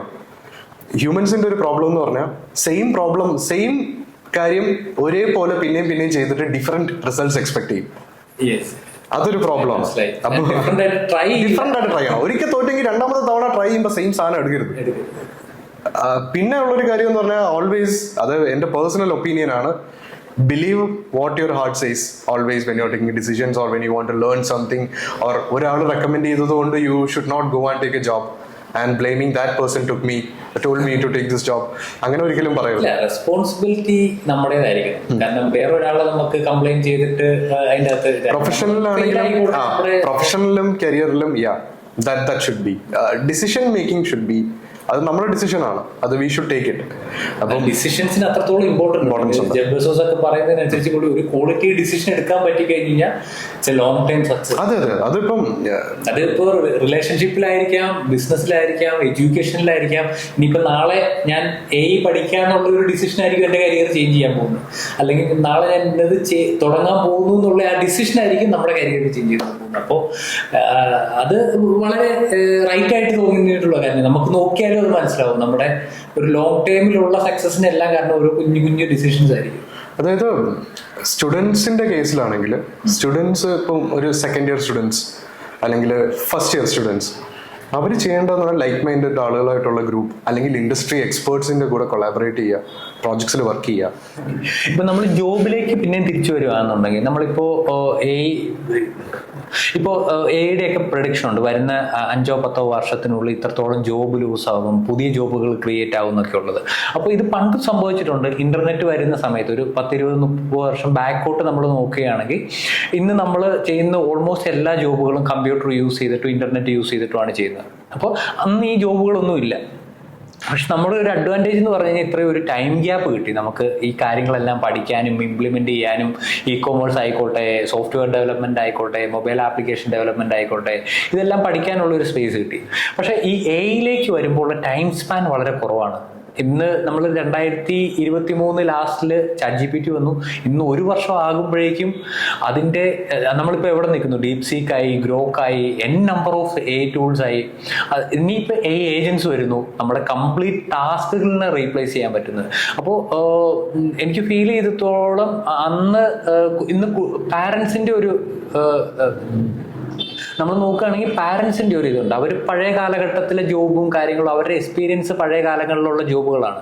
അപ്പോൾ അവരവരുടെ കുട്ടികളിൽ പുഷ് ചെയ്യാൻ പോകുന്നതും ആ റിലവൻസി വരുന്ന ജോബുകളായിരിക്കും. അപ്പോൾ ഇതിന് നമുക്ക് സോഷ്യൽ പ്രഷർ അത് തന്നെ, അത് ഒബ്വിയസ്ലി ഇപ്പോൾ ഡോക്ടർ ആണെങ്കിൽ ഇപ്പോൾ ഇതാക്കാം. പക്ഷെ നമ്മൾ മനസ്സിലാക്കേണ്ട ഒരു കാര്യം, ഇപ്പോൾ ഏജൻസ് എന്ന് ബ്രോ പറയുമ്പോൾ ഇതൊരു IT ഇൻഡസ്ട്രീനെ മാത്രമല്ല, ഏതൊക്കെ ഇൻഡസ്ട്രീനെയാണ് ഇത് എഫക്ട് ചെയ്യാൻ പോകുന്നത്. അപ്പോൾ അതെങ്ങനെയൊക്കെ ആയിരിക്കും? ഇപ്പോൾ മൾട്ടിപ്പിൾ ഇൻഡസ്ട്രീനെ അത് എഫക്ട് ചെയ്യേണ്ടത് എങ്ങനെയായിരിക്കും അത് എഫക്ട് ചെയ്യുന്നത്? അത് അവിടെ എങ്ങനെ നമ്മൾ ഫോക്കസ് ചെയ്യണം? പാരൻസിനുള്ള ഗൈഡൻസ് എന്താണ് ഇവിടെ നിന്ന് കൊടുക്കാൻ പറ്റുന്നത്? So every parent expect their son to be or daughter to be in a good position, like in profession, earning well. So it's been there for years. It's a pride for parents. So ഇപ്പോഴത്തെ ഒരു modern വേൾഡിൽ experiments are happening or inventions are happening at an exponential growth. ഇപ്പൊ നമ്മൾ നോക്കിക്കഴിഞ്ഞാൽ പുതിയ പുതിയ സാധനങ്ങൾ വരുന്നതിന്റെ സ്പീഡ് കൂടിയിട്ടുണ്ട്. അല്ല, നമ്മളിപ്പോൾ എഡ്യൂക്കേഷൻ സിസ്റ്റം എടുത്ത് നോക്കിക്കഴിഞ്ഞാൽ നമ്മൾ സ്കൂളിൽ നിന്നോ കോളേജിൽ നിന്നോ പഠിക്കുന്നത് വെച്ചിട്ട് നമുക്കൊരു റിയൽ ജോബ് ചെയ്യുന്ന കാലമൊക്കെ കഴിഞ്ഞു അല്ല. അതാ ഞാൻ പറഞ്ഞത്, ആ ഒരു ഗ്യാപ്പ് എപ്പോഴും ഉണ്ടാവും.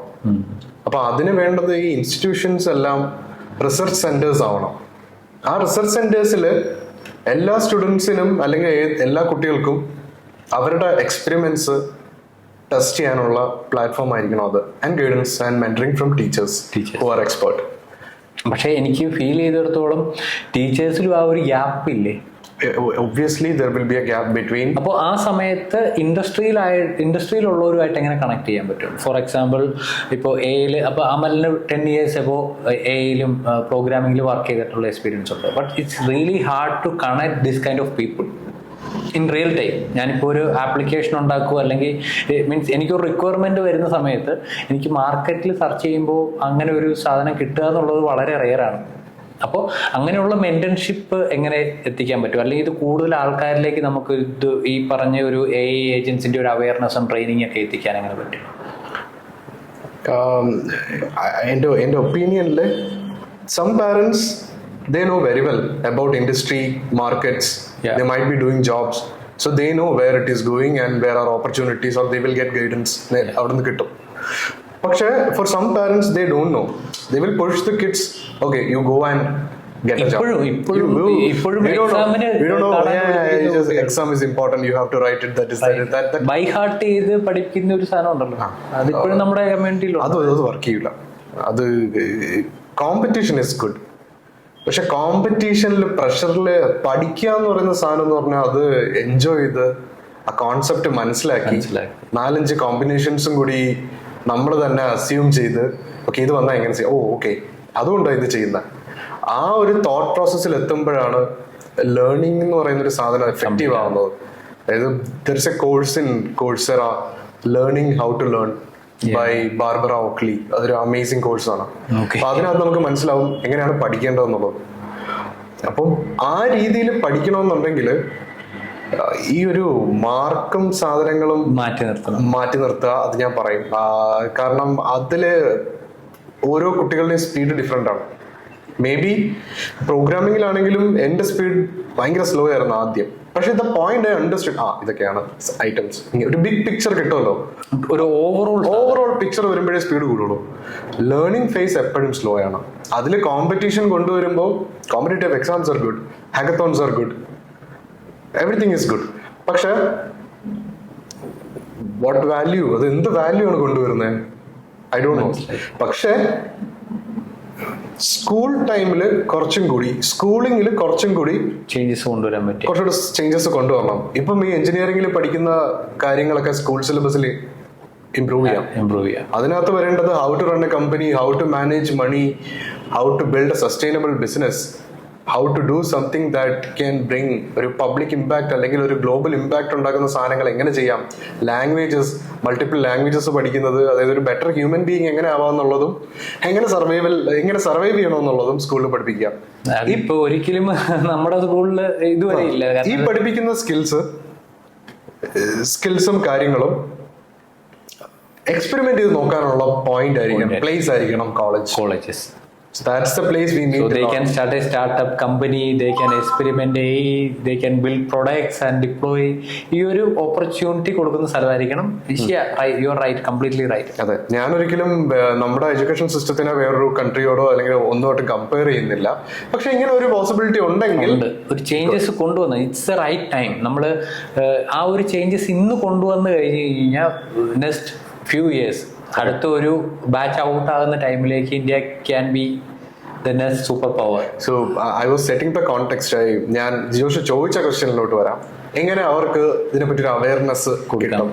ഇപ്പം നമ്മുടെ പോലെ ഒരു 10 years ബാക്കുള്ള ഇൻഡസ്ട്രി സെറ്റിംഗ്സ് അല്ല ഇപ്പോൾ. കോളേജസിൽ ലാസ്റ്റ് സെമസ്റ്ററിൽ you can go and work in an industry. And we have startup incubators. Student want to, അവൻ കോഴ്സ് കഴിഞ്ഞ ഉടനെ അവനൊരു സ്റ്റാർട്ടപ്പ് തുടങ്ങണമെന്നുണ്ടെങ്കിൽ അല്ലെങ്കിൽ ഒരു പുതിയൊരു കമ്പനി ഫോം ചെയ്യണം, എൻറ്റിറ്റി ഫോം ചെയ്യണം, ദാറ്റ് ബ്രിങ്സ് വാല്യൂ. സ്റ്റാർട്ടപ്സ് എന്ന് പറഞ്ഞാൽ it is not some kind of an entity initially എന്തെങ്കിലും ചെയ്യുന്നു, കുറെ കസ്റ്റമേഴ്സിന് കുറച്ച് സാധനം കൊടുക്കുന്നു, കുറച്ച് കാശ് വാങ്ങുന്നു, അതല്ല. It should B that's an experiment. All startups, all companies R experiments. Innovations ഒന്നും വരുന്നില്ല, വെറുതെ എക്സിസ്റ്റിംഗ് സാധനത്തിന്റെ. അത് മാത്രമല്ല, ഇപ്പം നല്ല ഓപ്പർച്യൂണിറ്റിയാണ് ഉള്ളത്. കാരണം ഗവൺമെന്റിന് അറിയാം we have to upskill not only corporates. സാധാരണ കോർപ്പറേറ്റ്സിൽ അപ്സ്കില്ലിംഗ് പ്രോഗ്രാംസ് ഒരുപാട് നടക്കാറുണ്ട്. ചിലപ്പോൾ ചില സക്സസ്ഫുൾ ആവാറുണ്ട്, ചില സക്സസ്ഫുൾ ആവാറില്ല. അപ്പം ഗവൺമെന്റിന് അറിയാം these are the gaps and the growing market. അപ്പം വി നീഡ് വർക്ക് ഫോഴ്സ്. അപ്പം ഗ്രാസ് റൂട്ട് ലെവലിൽ തന്നെ നമുക്കൊരു ചേഞ്ച് വേണം. അതാണ് ഞാൻ പറയുന്നത്. That means students should start thinking from. ഇപ്പൊ ചെറിയ കുട്ടികൾ നോക്കിക്കഴിഞ്ഞാൽ, ഇപ്പം എന്റെ സ്റ്റേജിൽ ഞാൻ കിട്ടാറുന്ന സമയത്തുള്ള പ്രോബ്ലം, ലൈബ്രറീസ്, ഇന്റർനെറ്റ് ആണെങ്കിലും വളരെ കുറവാണ്. We don't know what to search in internet. We don't know, we have internet, what to search Google, we are doing something, we don't know what is. അതിൽ എന്താണ് ശരി എന്താണ് തെറ്റെന്ന് കുട്ടികൾക്ക് ചെറുതിലേ they need guidance to understand. അല്ലെങ്കിൽ career guidance is important. Identifying what they are good at. അപ്പം അതനുസരിച്ച് ഗൈഡൻസ് കൊടുക്കാനുള്ള പ്രോഗ്രാംസ് വി നീഡ്.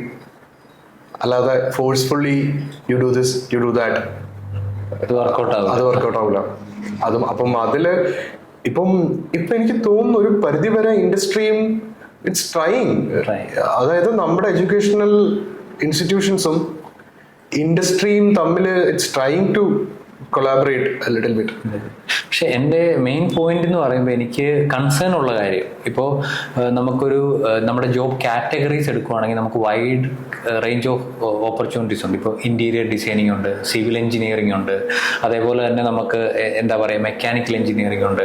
അപ്പോൾ ഒരുപാട് ഈ നമുക്ക് ഈ ഇപ്പോൾ കണ്ടുവന്നിരുന്ന ഈ പറഞ്ഞ ജോബുകളെല്ലാം ഈ എയുടെ റീപ്ലേസ്മെന്റ് ചെയ്യാൻ കണ്ടുവരുന്നുണ്ട്. ഇപ്പോൾ ഫോർ എക്സാമ്പിൾ നമുക്ക് ഇന്റീരിയറിന് ഡിസൈൻ ചെയ്യാൻ വേണ്ടിയിട്ട് എന്തെങ്കിലും എ ടൂൾ വെച്ചിട്ട് പോസിബിൾ ആണ്. അപ്പോൾ അതേപോലെ നമുക്ക് എന്തെങ്കിലും ഒരു 3D മോഡൽ ബിൽഡ് ചെയ്യണമെങ്കിൽ നമുക്ക് എ വെച്ചിട്ട് പോസിബിൾ ആണ്. ഒരു ഫിലിം ഷൂട്ട് ചെയ്യണമെന്നുണ്ടെങ്കിൽ എ വെച്ചിട്ട് പോസിബിൾ ആണ്. അപ്പോൾ നമ്മളിപ്പോൾ ട്രഡീഷണൽ ആയിട്ട് കണ്ടുവന്നിരുന്ന കുറേ ജോബുകൾ ഈ എ റീപ്ലേസ് ചെയ്യുന്നു എന്നല്ല, അതിലേക്ക് വരുമ്പോൾ അത് ഓരോ ഇൻഡസ്ട്രിയിലുള്ളവർ എത്രത്തോളം കോൺഷ്യസ് ആയിരിക്കണം. ഞാനത് എന്തുകൊണ്ട് പറയുന്നു എന്ന് ചോദിച്ചു കഴിഞ്ഞാൽ, ഇപ്പോൾ സിവിലിലുള്ള ഒരാൾ, സിവിൽ എഞ്ചിനീയറിംഗിൽ വർക്ക് ചെയ്യുന്ന ഒരാൾ കമ്പ്യൂട്ടറിൽ അത്ര എക്സ്പെർട്ട് ആയിരിക്കില്ല. അവരുടേതായിട്ടുള്ള നെസസറി ടൂൾസ് ക്യാഡോ വാട്ടവർ അവരതിൻ്റെ അകത്ത് യൂസ് ചെയ്തു പോകും. അല്ലെങ്കിൽ ഒരു അഗ്രികൾച്ചറിൽ വർക്ക് ചെയ്യുന്ന ഒരാൾ, അവന് വെതർ ഫോർകാസ്റ്റിംഗ് ഒക്കെ ചെയ്തിട്ട് ഇറിഗേഷൻസ്, വാട്ടർ ഇറിഗേഷൻസും കാര്യങ്ങളൊക്കെ സെറ്റ് ചെയ്ത് ഒരു ഓട്ടോമേറ്റഡ് സിസ്റ്റം സെറ്റ് ചെയ്തിട്ട് പ്രൊഡക്ടിവിറ്റി 10 ഇരട്ടി ആക്കാൻ പറ്റുമെന്നുണ്ടെങ്കിൽ അവൻ ആ നോളജ് അത്രത്തോളം, അവരുടെ അഡാപ്റ്റബിലിറ്റിയുടെ ഒരു കുഴപ്പമുണ്ട്. അവർ അത്ര ഹാൻഡി അല്ല. ഒരു പ്രോഗ്രാമറിന് ചിലപ്പോൾ എയിലേക്കോ ബാക്കിയുള്ള ഇതിലേക്കോ പെട്ടെന്ന് അഡാപ്റ്റ് ചെയ്യാൻ പറ്റും. ബട്ട് സ്റ്റിൽ ഒരു ചലഞ്ച്. ഇപ്പം നമ്മൾ ഫോണൊക്കെ യൂസ് ചെയ്യുന്നവർ പലരും ഉണ്ടെങ്കിലും ഇപ്പോൾ എയിലേക്കൊക്കെ വന്നു കഴിയുമ്പോൾ ഒരു ഗ്യാപ്പ് അവിടെ വരാൻ ചാൻസ് ഉണ്ട്. ഇത് ഞാൻ പറയുന്നത് ഇത് ബാക്കിയുള്ള ഇൻഡസ്ട്രിയിലേക്ക് എയിനെ അപ്ലൈ ചെയ്യുന്ന സമയത്താണ്. അപ്പോൾ അവർക്ക് അതിനെപ്പോലുള്ള ടൂളുകൾ കാര്യങ്ങൾ വരുമ്പോൾ അവരുടെ അപ് സ്കില്ലിങ്ങും ട്രെയിനിങ്ങും കൂടെ നടക്കണ്ടേ പാരലലി? അല്ല, അതിനിപ്പം എനിക്ക് ഫ്രണ്ട്സ് ഉണ്ട്, ഇപ്പം ഏവിയോണിക്സ് പഠിച്ചിട്ട് പ്രോഗ്രാമേഴ്സ് ആയ ആളുകൾ ഉണ്ട്. ഡോക്ടേഴ്സ്, 2-3 ഡോക്ടേഴ്സ് പ്രോഗ്രാമേഴ്സ് ആയി സോഫ്റ്റ്വെയർ എഞ്ചിനീയേഴ്സ് ആയിട്ട് വർക്ക് ചെയ്യുന്ന ഡോക്ടേഴ്സ് ഉണ്ട്. അപ്പം അതിലുള്ളൊരു കാര്യം എന്ന് പറഞ്ഞു കഴിഞ്ഞാൽ അത് അവരുടെ പേഴ്സണൽ ചോയ്സ് ആണ്. I want to try it out. അത് ട്രൈ ചെയ്ത് നോക്കിയപ്പോൾ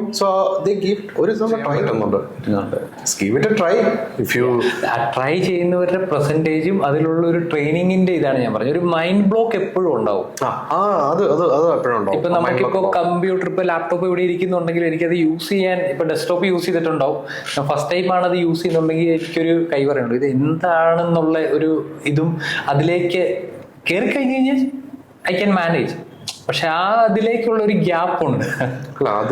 അതാ ഞാൻ ആദ്യമേ പറഞ്ഞത്, എവരിബഡി ഷുഡ്. പക്ഷെ അതിനുള്ളൊരു സമയമില്ല. അതാണ് ദാറ്റ്സ് മൈ കൺസേൺ. ഇപ്പോൾ ഈ പറഞ്ഞ പോലെ വരുന്ന വർഷങ്ങളിലേക്കുള്ള ജോബ് ലേ ഓഫിന്റെ ഒരു ഹിസ്റ്ററി എടുത്ത് നോക്കുവാണെങ്കിൽ മില്യൺസ് ഓഫ് ജോബാണ് ഓരോ വർഷവും അല്ലെങ്കിൽ ഓരോ കമ്പനീസും റീപ്ലേസ് ചെയ്തുകൊണ്ടിരിക്കുന്നത്. In future companies are expecting, കമ്പനിയുടെ എക്സ്പെക്ടേഷനിൽ ഒരു റോൾ എന്ന് പറഞ്ഞു കഴിഞ്ഞാൽ ആ പ്രോബ്ലം സോൾവിങ് ആണ് കമ്പനീസ് നോക്കുന്നത്. അതിപ്പോ പണ്ടത്തെ കാലത്തുള്ള ഔട്ട്പുട്ട് പ്രൊഡക്റ്റ് പോയിട്ട് നമ്മുടെ ഔട്ട്കം ആണ് സർവീസ് എന്നുള്ള രീതിയിൽ. അതെ, സോഫ്റ്റ്വെയർസിന്റെ ക്വാളിറ്റിയാണ് അവിടെ ഇമ്പോർട്ടന്റ് ആയിട്ടുള്ള ഒരു ക്രൈറ്റീരിയ. ഒരു ജോബിന് അപ്ലൈ ചെയ്യുന്ന പോയിന്റിൽ nobody is expecting anything from A fresher. ഒരു എക്സ്പെക്ടേഷനും ഇല്ല. അവിടെ നോക്കുന്ന റൈറ്റ് മൈൻഡ് സെറ്റും കൾച്ചറൽ ഫിറ്റും ആണ്. ചെറിയ 30-40 പീപ്പിൾ ടീമായിരിക്കും ഹയർ ചെയ്യുന്നത്, മേ ബി ഒരു ന്യൂ ആളിനെ. അപ്പൊ അതിനകത്ത് ആ ആളും ആ പുതിയ കാൻഡിഡേറ്റും എക്സിസ്റ്റിംഗ് ടീമുമായിട്ടുള്ള മാച്ച് ഇമ്പോർട്ടൻ്റ് ആണ്. പിന്നെ ഇറ്റ്സ് നോട്ട് അബൌട്ട് ഹൗ എത്ര സ്കില്ലുള്ള മനുഷ്യനെന്ന് ഉള്ളതല്ല അവിടുത്തെ പോയിന്റ്. എത്ര നേരം ഇരുന്നിട്ടാണെങ്കിലും ആ പ്രോബ്ലം സോൾവ് ചെയ്യാൻ, അല്ലാതെ okay I tried it's not working എന്ന് പറയുന്ന ഒരാളും ഒന്ന് സ്റ്റക്ക് ആയിട്ട് പിന്നെയും ടൈം എടുത്ത് ഗിവ് അപ്പ് ചെയ്യാതെ വർക്ക് ചെയ്യുന്ന ആളും തമ്മിൽ ഡിഫറൻസ് ഉണ്ട്. That mind set is important. അതാണ് കമ്പനീസ് നോക്കുന്നത്. അങ്ങനെ ഒരാളെ റീപ്ലേസ് ചെയ്യാൻ പറ്റൂല. കാരണം എവറിബഡി നോസ് പ്രോബ്ലം ഉണ്ടെങ്കിൽ he will find solution. He won't come and say അത് വർക്ക് ചെയ്യുന്നില്ല, ഇത് ചെയ്യുന്നില്ല. വർക്കിനകത്ത് കംപ്ലൈൻസ് പറയാൻ ആരുടെ കംപ്ലൈൻസ് പറഞ്ഞിട്ട് കാര്യമില്ല. എല്ലാവർക്കും അവരുടേതായിട്ടുള്ള പ്രശ്നങ്ങളുണ്ടാവും ഒരു ഓർഗനൈസേഷനകത്ത്. അത് കംപ്ലൈന്റ് പറയാൻ സമയമില്ല. നമ്മൾ അപ്സ്കിൽ ചെയ്യുക, കാര്യങ്ങൾ പഠിക്കുക. ഇത്രയും ഇന്റർനെറ്റ് ഉണ്ട്, ഇത്രയും വീഡിയോസ് ഉണ്ട്, ഒരു 10-12 വീഡിയോ ഒരു ടോപ്പിക്കിനെ പറ്റി. പക്ഷേ ഇത് റൈറ്റ് ആയിട്ട് ഗൂഗിൾ പോലും, ഞാൻ ഇപ്പോഴും നമുക്ക് ChatGPT വന്നു, ബാക്കിയുള്ള AI ടൂൾസുകൾ വന്നു, പക്ഷെ ഇപ്പോഴും നമ്മൾ ജസ്റ്റ് ഗൂഗിൾ ചെയ്താൽ കിട്ടുന്ന ഒരു ആൻസറിന് വേണ്ടിയിട്ട് നമ്മളെ കൺസൾട്ട് ചെയ്യുന്ന ആളുകളുണ്ട്. ഞാൻ പറഞ്ഞ നമ്മളിപ്പോൾ IT അല്ലെ ഇത് നിൽക്കുമ്പോൾ നമ്മൾ ഒരു മെജോറിറ്റി ഓഫ് ആളുകൾ കുഞ്ഞു കാര്യമായിരിക്കും, നമുക്ക് തോന്നുന്നു എന്തിനാ ഇവർ ജസ്റ്റ് ഒന്ന് നോക്കിയാൽ പോരെ എന്നുള്ള സാധനങ്ങളിൽ ഡിപ്പെൻഡൻസി ഫേസ് ചെയ്യുന്ന ആളുകളുണ്ട്. അപ്പോൾ ഈ AI കൂടെ വരുമ്പോൾ എൻ്റെ കൺസേൺ അവിടെയൊക്കെയാണ്. അപ്പോൾ അവിടെയൊക്കെ നമ്മൾ എങ്ങനെ ടാക്കിൾ ചെയ്യുക ഇതിനെ? നമ്മൾ മാത്രം പോയാൽ പോരല്ലോ, നമ്മുടെ ഒപ്പം നമ്മുടെ കമ്പനി അല്ലെങ്കിൽ നമ്മുടെ കൺട്രി, നമ്മുടെ കൂടെയുള്ളവർ, നമ്മുടെ സ്റ്റേറ്റ്സ് എല്ലാവരെയും നമുക്ക് മുന്നിലേക്ക് എത്തിക്കാൻ പറ്റണം. ഇപ്പോൾ അതിന് എഫർട്ട് ഇടുന്ന ആളുകൾ കുറവായിട്ട് എനിക്ക് തോന്നിയിരിക്കുന്നത്. അപ്പോൾ പലപ്പോഴും ഒരു പെയിന്റിംഗ് ഒക്കെ പോലെ ജസ്റ്റ് ആളുകളെ കാണിക്കാൻ വേണ്ടിയിട്ട് പല സാധനങ്ങളും ചെയ്ത് തീർത്തിട്ട് പോകുന്ന പോലെ ഉണ്ട്. അപ്പോൾ നമുക്ക് വരുന്ന ജനറേഷനെ കൊണ്ടുപോകാനും, ഇപ്പൊ നമ്മളൊരു സ്റ്റാർട്ടപ്പ്, അപ്പോൾ അമലിന്റെ കമ്പനി ഒരു സ്റ്റാർട്ടപ്പാണ്, നമ്മുടെ മാർക്കറ്റിംഗ് കമ്പനി ഒരു സ്റ്റാർട്ടപ്പാണ്, but still I want people ഇത് ഇൻഡിപെൻഡന്റ് ആയിട്ട് കാര്യങ്ങൾ ചെയ്യാനും, അല്ലെങ്കിൽ ഇപ്പൊ എൻ്റെ കമ്പനി പോലെ 1000 കമ്പനികൾ വരാനും ബാക്കിയുള്ള കമ്പനികളുടെ പ്രോബ്ലം കൂടെ സോൾവ് ചെയ്ത് കൊടുക്കാൻ പറ്റുന്ന രീതിയിലേക്ക് കേരളത്തിൽ നിന്ന് വരണമെന്ന് എനിക്കൊരു ആഗ്രഹമുണ്ട്. കാരണം ഞാൻ ദുബായിൽ വർക്ക് ചെയ്തിട്ടുള്ള ഒരാളാണ്. അപ്പോൾ അവിടെയൊക്കെ നമുക്ക് നോക്കിയറിയാം, ചെറിയ നമ്മുടെ ട്രിവാൻഡ്രത്തിന്റെ അത്ര പോലും സ്പേസ് ഇല്ലാത്ത ഒരു സ്ഥലത്താണ് ലോകത്തിലെ എല്ലാ കമ്പനികളും വന്നിട്ട് സ്റ്റാർട്ട് ചെയ്യുന്നത്. So we have lot of opportunity. അപ്പോൾ ഇവിടെ ഒരു കമ്പനി കോമ്പറ്റീഷനിലുപരി നമുക്ക് ഇവിടുന്ന് സർവ് ചെയ്യാൻ പറ്റുകയാണെങ്കിൽ, വേൾഡിലേക്ക് തന്നെ നമുക്ക് ഇവിടെ ഓപ്പർച്യൂണിറ്റീസ് ബിൽഡ് ചെയ്യാൻ പറ്റുകയാണെങ്കിൽ, അപ്പം എനിക്ക് അമലിലേക്ക് ഒരു ഹോപ്പ് അതാണ്. കാരണം എന്ന് പറഞ്ഞു കഴിഞ്ഞാൽ ഇങ്ങനെ ഒരു AI സ്റ്റാർട്ടപ്പ് വന്നിട്ട് നമ്മുടെ കുട്ടികളിലേക്ക് എത്തിക്കുക, അവർക്കൊരു ഗൈഡൻസ് എന്നൊക്കെ പറയുമ്പോൾ തന്നെ നമുക്കൊരു വേറെ ലെവലിലേക്ക് പോകാൻ പറ്റും.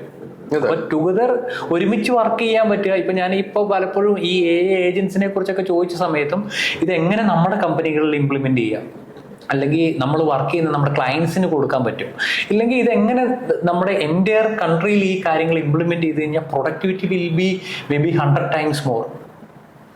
നമുക്ക് വേൾഡിലെ ബാക്കിയുള്ള കൺട്രീസുമായിട്ട് കോമ്പറ്റേറ്റ് ചെയ്യാൻ പറ്റുന്ന രീതിയിലേക്ക്, അല്ലെങ്കിൽ നമ്മുടെ GDP ഇന്ന് 5 trillion ആണെന്നുണ്ടെങ്കിൽ നമുക്കതൊരു 25 trillion അല്ലെങ്കിൽ ചൈനയുമായിട്ട് കോമ്പറ്റേറ്റ് ചെയ്യുന്ന രീതിയിലേക്കൊക്കെ എത്തിക്കാൻ ഈ പറഞ്ഞ ടൂൾ യൂസുകൾ കൊണ്ട് നമുക്ക് എത്താൻ പറ്റും.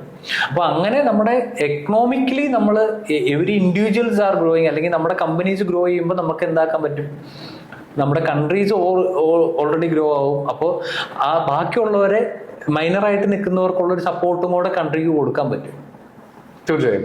അപ്പോൾ അതിന് വേണ്ടിയിട്ട് നമുക്ക് ഒരുമിച്ച് എങ്ങനെ വർക്ക് ചെയ്യാന്നുള്ളതിൽ നമുക്ക് ഈ പോഡ്കാസ്റ്റിന് ശേഷം സംസാരിക്കാം. കാരണം എനിക്കും ആഗ്രഹമുണ്ട് ഡിജിറ്റൽ മാർക്കറ്റിങ്ങിൽ. ഒരുപാട് ആളുകൾ ചോദിക്കുന്നുണ്ട്. ഇപ്പം ഞാൻ ലാസ്റ്റ് ടൈം യൂട്യൂബിൽ എൻ്റെ ഒരു പേഴ്സണൽ വീഡിയോ ഒക്കെ ഇട്ട സമയത്ത് എങ്ങനെ അവർ പഠിച്ച് ഡിജിറ്റൽ മാർക്കറ്റിംഗ് ഒക്കെ പഠിച്ചതിൻ്റെ ഒരു പേഴ്സണൽ വീഡിയോ ഞാൻ ഇട്ടിരുന്നു. അപ്പോൾ അവർക്ക് പഠിക്കാൻ ആഗ്രഹമുള്ള കുട്ടികളുണ്ട്. അപ്പോൾ അവർക്ക് ഇതൊരു പറഞ്ഞു കൊടുക്കണമെന്നുണ്ട്.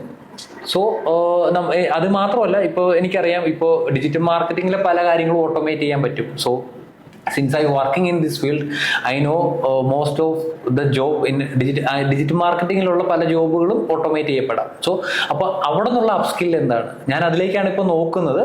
സോ അത് മാത്രമല്ല, AI കുട്ടികൾക്ക് എന്ത്, അല്ലെങ്കിൽ നമ്മുടെ കൺട്രിക്ക് വേണ്ടിയിട്ട് എന്ത് ചെയ്യാൻ പറ്റും, അതിനൊരു ട്രെയിനിങ് പ്രോഗ്രാം ആയിട്ടോ അല്ലെങ്കിൽ അവരുടെ അപ്സ്കില്ലിന് വേണ്ടിയിട്ട് നമുക്ക് എന്ത് ചെയ്യാൻ പറ്റുന്നു, സീരിയസ് ആയിട്ടുള്ള ഒരു കോൺവെർസേഷനിലേക്ക് നമുക്ക് ഇരിക്കണം. സോ അമലിന് അങ്ങനെ എന്തെങ്കിലും തോട്ട് പ്രോസസ് ഉണ്ടെന്നുണ്ടെങ്കിൽ നമുക്ക് ഒരുമിച്ച് വർക്ക് ചെയ്യാം. ദെൻ എനിക്ക് ഒരു കാര്യമുള്ളത്, ഇന്റർവ്യൂസിനകത്തുനിന്ന് നമുക്കൊരു ഐഡിയ കിട്ടും. ഇന്റർവ്യൂവിലാണ് കാര്യം. ഏതൊരു കമ്പനിയും ബിൽഡ് ചെയ്യുമ്പോൾ അവിടെ ഒരു സോളിഡ് ടീം വേണം. സോളിഡ് ടീം ഉണ്ടെങ്കിലേ ഓർഗനൈസേഷന്റെ ഗോൾസ് അച്ചീവ് ചെയ്യാൻ പറ്റും. ഒരിക്കലും ഒറ്റയ്ക്ക് ചെയ്യാൻ പറ്റില്ല. That should be a team and delegating, or in our absence somebody should be doing it in the team. ഒരു നമ്മുടെ കമ്പനിയിൽ നമ്മൾ അഡാപ്റ്റ് ചെയ്യുന്ന ഒരു കൾച്ചർ എന്ന് പറഞ്ഞാൽ lead will be rotating. So I M the founder, I will be the decision maker എന്നുള്ളതല്ല അവിടുത്തെ ഒരു point. Everybody should get a chance to take the lead role and understand how to handle. അതാണ് നമ്മൾ അത് rotate ചെയ്യുമ്പോൾ അത് we are experimenting and that is great.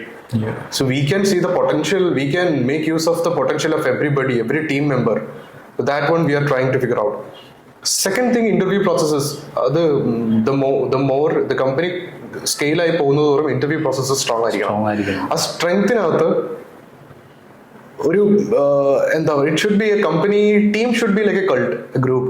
Easy ആയിട്ട് nobody can join in that. There are companies, like if you're looking into big companies who made a lot of profit, they got very good selection process. ടീമുമായിട്ട് ലഞ്ചിനൊക്കെ പോയി okay ആയി 2-3 days zinc ആവുന്നെങ്കിൽ മാത്രമേ higher ചെയ്യുന്ന അങ്ങനത്തെ ഒരു കൾച്ചറാണ് അവിടെ നോക്കുന്നത്. Tech anybody can learn. Cultural fit is important. അതായത് if ഒരു പ്രോബ്ലം ഉണ്ടെങ്കിൽ, ഓർഗനൈസേഷന്റെ പ്രോബ്ലം ഉണ്ടെങ്കിൽ ഇത് എന്റെ പ്രോബ്ലമാണ്. അപ്പോൾ ഈ ChatGPT പോലത്തെ ടൂൾസ് ഉള്ളത് കൊണ്ട് ഒരു പ്രോബ്ലം കൊടുത്താൽ 8 hours ചെയ്യേണ്ട പ്രോബ്ലം ഇങ്ങനത്തെ ടൂൾസ് ഉള്ളത് കൊണ്ട് നമുക്ക് 8 minutes ചെയ്യാൻ പറ്റും. അപ്പൊ ആ 8 minutes ഈ സാധനം തീർത്തിട്ട് പോകുന്നതല്ല ഒരു proper way. The proper way is to utilize that 8 hours and think what we can do for the company. Yes. അത് ഇതെങ്ങനെ പെർഫെക്റ്റ് ചെയ്യാന്നുള്ളതാണ്. അതായത് എന്റെ പണി കഴിഞ്ഞു, എനിക്ക് വീട്ടിൽ പോകാൻ. I feel the same, because ഈ പറഞ്ഞ സാധനം റെസ്പോൺസിബിലിറ്റി എടുക്കുന്നവർ കുറവാണ്. ആ ടാസ്ക് കിട്ടി കഴിഞ്ഞ് കഴിഞ്ഞാൽ, അത് തീർത്ത് കഴിഞ്ഞ് കഴിഞ്ഞാൽ then they will enjoy with something. ഇപ്പോൾ വർക്ക് ഫ്രം ഹോം ഒക്കെ ഉള്ള ടൈം അല്ലേ, നമുക്കറിയാം. അപ്പോൾ ഒരു വർക്ക് ഡെലിഗേറ്റ് ചെയ്ത് കൊടുത്തു കഴിഞ്ഞ് കഴിഞ്ഞാൽ അത് അവർക്ക് ചിലപ്പോൾ 2 minutesലോ 5 minutesലോ തീർത്ത് കഴിഞ്ഞിട്ട് അവർ അവരുടേതായിട്ടുള്ള ആക്ടിവിറ്റീസിലേക്ക് പോകുന്ന ഒരു നേച്ചർ. അത് വരുന്ന അതൊരു പ്രോബ്ലം വരുന്നതെന്ന് പറഞ്ഞു കഴിഞ്ഞാൽ, nobody got time to manage. People managing is hard. ഇപ്പൊ ഇവിടെ സ്കൂളിൽ nobody got time to spoon feed. It's not because അപ്പം അതുകൊണ്ടാണ് ഈ ജോബില് ഈ ലേ ഓഫ് വരുന്നതെന്നാണ് എനിക്ക് തോന്നുന്നത്. Organizations, they don't want to spoon feed anyone. They should understand what's the organization need and be അതിനനുസരിച്ച് ആക്ട് ചെയ്യുന്ന ആളുകളാണ്. Without telling them do this, coming up with ideas every day, can we do this in this way or can we, and reliability. Okay, if you can't do a job, അത് ചെയ്യാൻ പറ്റിയില്ലെന്നുണ്ടെങ്കിൽ അത് നേരത്തെ പറയുക. അത് important ആണ്, because the entire team is depending on you. So a person will be showing, a marketing or sales guy will be showing a demo to the customer. If the production is down, സാധനം work ചെയ്യുന്നില്ലെങ്കിൽ marketing ഗൈക്ക് പെട്ടെന്ന് ലോക്കലിൽ clone ചെയ്ത് bug fix ചെയ്ത് show കാണിക്കാൻ പറ്റില്ല. അപ്പം അങ്ങനത്തെ situations വരാൻ അവർക്ക് പറ്റില്ല. അപ്പൊ അങ്ങനത്തെ സിറ്റുവേഷൻസിൽ ഓർഗനൈസേഷൻ പോകാൻ പാടില്ല. അത് മിസ് ചെയ്യാം. Responsibility is important. അപ്പം അത് ഇന്റർവ്യൂ സ്റ്റേജിൽ തന്നെ അങ്ങനത്തെ റെസ്പോൺസിബിലിറ്റി എടുക്കാൻ, ഓണർഷിപ്പ് എടുക്കാൻ, ആക്ച്വലി ദാറ്റ്സ് ദ വേർഡ്, ഓർഗനൈസേഷന്റെ ഓണർഷിപ്പ് എടുക്കാൻ ഇൻട്രസ്റ്റ് ഉള്ള ആളുകളെ എടുക്കുന്നതാണ് ഏറ്റവും ഇമ്പോർട്ടൻറ്റ്. ആ ഒരു cultural thing should be from, അതായത് സ്റ്റുഡൻസിനും വരുന്ന ഹയർ ചെയ്യുന്നത് കാൻഡിഡേറ്റ്സിന് അതുണ്ടായിരിക്കണം. ഈ പറഞ്ഞ പോലെ നമ്മള് എംപ്ലോയീസിനെ കാറ്റഗറൈസ് ചെയ്യുന്ന സമയത്ത് A level, B level, C level employees ഉണ്ടെന്നാ പറയാം. അപ്പോൾ ഈ പറഞ്ഞ A level എംപ്ലോയി ആണെന്നുണ്ടെങ്കിൽ അവര് നമ്മളൊരു ഷോപ്പിലേക്ക് ചെല്ലുമ്പോൾ തന്നെ മനസ്സിലാവും, അവൻ വന്ന് നമ്മുടെ റിക്വയർമെന്റ് എടുക്കും, അവിടുത്തെ ബെസ്റ്റ് സാധനം നമുക്ക് കാണിച്ചു തരും, നമ്മുടെ സാധനം സെല്ല് ചെയ്യാൻ തന്നെ അവിടെ നിന്ന് ആ പ്രൊഡക്റ്റ് ആ വന്ന കസ്റ്റമറിനെ കൊണ്ട് എടുപ്പിക്കാൻ അവൻ മാക്സിമം എഫേർട്ട് എടുക്കും. ഇല്ലേ, അവൻ സ്റ്റോറി ക്രിയേറ്റ് ചെയ്യും അവൻ്റെതായിട്ടുള്ള. അത് ഏതൊരു ഷോപ്പ് എടുത്താലോ ഏതൊരു കമ്പനി എടുത്താലോ നമുക്കത് മനസ്സിലാവും. ഇപ്പൊ അടുത്ത ലെവൽ എന്ന് പറഞ്ഞു കഴിഞ്ഞാൽ B ലെവലിലുള്ള ഒരു എംപ്ലോയി എന്ന് പറഞ്ഞു കഴിഞ്ഞാൽ ജസ്റ്റ് അതിൻ്റെ അകത്തൊരു കാറ്റഗറൈസേഷൻ എന്ന് പറഞ്ഞു കഴിഞ്ഞാൽ അവർ കൊടുക്കുന്ന വർക്ക് ചെയ്യും. ഈ പറഞ്ഞ പോലെ സെക്കൻഡറി ഒരു എഫേർട്ട് ഇട്ടിട്ട് അവരൊരു കാര്യം ചെയ്യില്ല. ഇപ്പൊ ഇതിന്റെ വില ചോദിച്ചു 10 രൂപ, അല്ലെങ്കിൽ വേറെ എന്തെങ്കിലും ചെയ്യാൻ പറഞ്ഞാൽ അവർ വന്ന ജോബ് എന്താണോ അത് ചെയ്യും. പക്ഷെ മൂന്നാമത്തെ കാറ്റഗറി എന്ന് പറഞ്ഞു കഴിഞ്ഞാൽ അവന് വരിക എങ്ങനെയും ഇതൊന്ന് തീർത്തിട്ട് പോകുക എന്നുള്ള മൈൻഡ് സെറ്റാണ്. അപ്പോൾ നമുക്കിത് ഏത് ഇൻഡസ്ട്രിയിൽ നോക്കിയാലും മനസ്സിലാവും. ഏത് കമ്പനിയിലോ ഇപ്പൊ ഒരു വണ്ടിയെ കയറിയാൽ പോലും ഒരു കണ്ടക്ടർ ആണെങ്കിലും അയാൾ ആക്ട് ചെയ്യുന്ന ഒരു രീതിയുണ്ട്. ആരെങ്കിലും മിസ്സായിട്ടുണ്ടോ, രണ്ടാമത് ഫ്രീക്വന്റ് ആയിട്ട് വന്ന് ചെക്ക് ചെയ്ത് ആ ജോബ് ഏറ്റവും പെർഫെക്റ്റ് ആയിട്ട് ചെയ്യുന്ന ഒരാളുണ്ട്. അയാളെ സംബന്ധിച്ച് അതിൻ്റെ അകത്തുനിന്ന് കിട്ടുന്ന 10 രൂപ പോലും മിസ്സാകാണ്ട് അയാളത് ഹാൻഡിൽ ചെയ്യും. മറ്റേ ആൾ ആരെങ്കിലും കയറിയ പോട്ടെ, എനിക്ക് ശമ്പളം കിട്ടിയാൽ മതി എന്നുള്ള രീതിയിലുണ്ട് മറ്റേ ആള് ഇതിൻ്റെ അകത്ത്. അപ്പൊ ഇതിൻ്റെ അകത്ത് ഗ്രോത്ത് എന്ന് പറഞ്ഞു കഴിഞ്ഞാൽ 2-3 രീതിയിൽ ഇവർക്ക് ഗ്രോ ചെയ്യാൻ പറ്റുന്നതെന്ന് പറഞ്ഞു കഴിഞ്ഞാൽ ഈ A level എംപ്ലോയിക്ക് മാത്രമാണ്. അതൊരു ലോങ് ടൈം കമ്മിറ്റ്മെന്റിൽ പോവുകയും ആ ഗ്രോത്ത് കാണുന്നത് കൊണ്ട് തന്നെ അവന് കമ്പനിയുടെ ഒപ്പമുള്ള വളർച്ച കിട്ടും. ബാക്കി 2 പേരെന്ന് പറഞ്ഞു കഴിഞ്ഞാൽ ഇന്ന് നാളെ വേറൊരു ഓഫർ ഉണ്ടെന്ന് പറഞ്ഞു കഴിഞ്ഞാൽ അങ്ങോട്ട് പോകുന്നവനും, മറ്റേ ആളെന്ന് പറഞ്ഞു കഴിഞ്ഞാൽ ഇപ്പൊ ഈ ലേ ഓഫ് പോലുള്ള വരുന്ന സമയത്ത് ആദ്യം ലേ ഓഫ് ജോലി പോകാൻ ചാൻസ് ഉള്ളത് ഈ C കാറ്റഗറിയിലുള്ള ആളുകൾക്കാണ്. തീർച്ചയായും. അപ്പോൾ ഇത് എംപ്ലോയീസ് മനസ്സിലാക്കുക എന്നുള്ളതാണ്. അപ്പോൾ എപ്പോഴും അവർ പലപ്പോഴും പല കാര്യങ്ങളും ടേക്ക് ഇറ്റ് ഫോർ ഗ്രാൻഡഡ് ആയിട്ട് ആരും കാണുന്നില്ല എന്നുള്ള ഒരു രീതിയിലുണ്ടാവും. So when we are business നമുക്ക് എക്സാക്ട്ലി മനസ്സിലാകും ആര് എന്ത് എങ്ങനെ ആരാണ് ഏറ്റവും കൂടുതൽ പ്രൊഡക്റ്റീവ്, ആർക്കാണ് കമ്മിറ്റ്മെന്റ്. ഞാൻ പറഞ്ഞ ഇതിൻ്റെ അകത്ത് ഇപ്പോൾ പലപ്പോഴും ആളുകൾ പറയും അത്രയും സാലറി അല്ലേ തരുന്നുള്ളൂ എന്നൊക്കെ. ബട്ട് സ്റ്റിൽ ഒരു കമ്പനി വളരുന്നതിനനുസരിച്ച് ആ ബെനിഫിറ്റ്, ഇപ്പോൾ ഒരു വളരാത്ത കമ്പനീനെ സംബന്ധിച്ച് ഇപ്പൊ അവർക്കത് ചെയ്യാൻ പറ്റുന്നുണ്ടാവില്ല. ബട്ട് സ്റ്റിൽ ആ കമ്പനി ഗ്രോ ചെയ്യുമ്പോൾ ആദ്യം ആ പ്രയോറിറ്റി പോകുന്ന ആ എ ലെവൽ എംപ്ലോയിക്ക് ആയിരിക്കും. എൻ്റെ ഒരു എക്സ്പീരിയൻസിൽ ഞാനിതുവരെ ചിന്തിച്ചിട്ടില്ല എനിക്ക് തരുന്ന സാലറിക്കുള്ള വർക്കേ ഞാൻ ചെയ്യൂ എന്ന് ഞാൻ ചിന്തിച്ചിട്ടില്ല. കാരണം എനിക്ക് എപ്പോഴും ഒരു തോട്ട് പ്രോസസ് ഉണ്ട്. I should learn fast. I should be on top. I should be working very fast comparing to anybody. അതായത് എൻ്റെ ഇൻഡസ്ട്രിയിൽ എൻ്റെ പ്രൊഫഷനിൽ എനിക്ക് പ്രൈഡായിട്ട് പറയാൻ പറ്റണം I'm good at what I'm doing. കട്ടായ അവിടെ കട്ടായി നോക്കിട്ട് ഓഫായ ഇല്ല ആ അതായത് എനിക്ക് പറയാൻ പറ്റണം ഞാൻ കറക്റ്റായിട്ട് കാര്യങ്ങൾ ചെയ്യുന്നുണ്ട്, എൻ്റെ ഓർഗനൈസേഷൻ്റെ ഗോൾസ് ഞാൻ മെയിൻറ്റെയിൻ ചെയ്യുന്നുണ്ട്. അതായത് ഓർഗനൈസേഷനും ടീമിനും കൺസിസ്റ്റന്റ് ആയിട്ട് വാല്യൂ ഡെലിവർ ചെയ്യാൻ പറ്റുക. അപ്പം അങ്ങനെ ഒരു രീതിയിൽ നമ്മൾ പോകുമ്പോൾ ഓട്ടോമാറ്റിക്കായിട്ട് ഓർഗനൈസേഷൻ അത് മനസ്സിലാവും.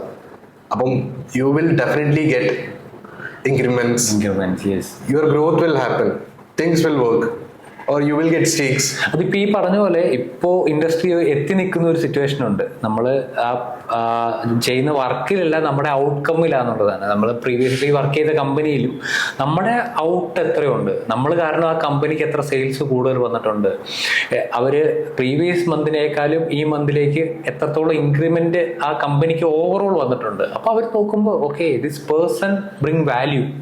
ആ വാല്യൂ കൊണ്ടുവരാൻ പറ്റുന്നവർക്ക് അവര് അറിഞ്ഞോ അറിയാതെയോ അവർക്കുള്ള ഗ്രോത്ത് ഓട്ടോമാറ്റിക്കലി വന്നിരിക്കും. പക്ഷെ ചിലര് സാലറി വാങ്ങി പോവുക എന്നുള്ള മൈൻഡ് സെറ്റ് ഉള്ളവരുണ്ട്. അപ്പൊ അവർ ആ മൈൻഡ് സെറ്റ് ഉള്ളവരെ ഹയർ ചെയ്താലും ഉള്ളൊരു ഡിഫിക്കൽറ്റി ഉണ്ട്, അവരെ മെയിൻറ്റെയിൻ ചെയ്യാനും ഡിഫിക്കൽറ്റിയാണ്.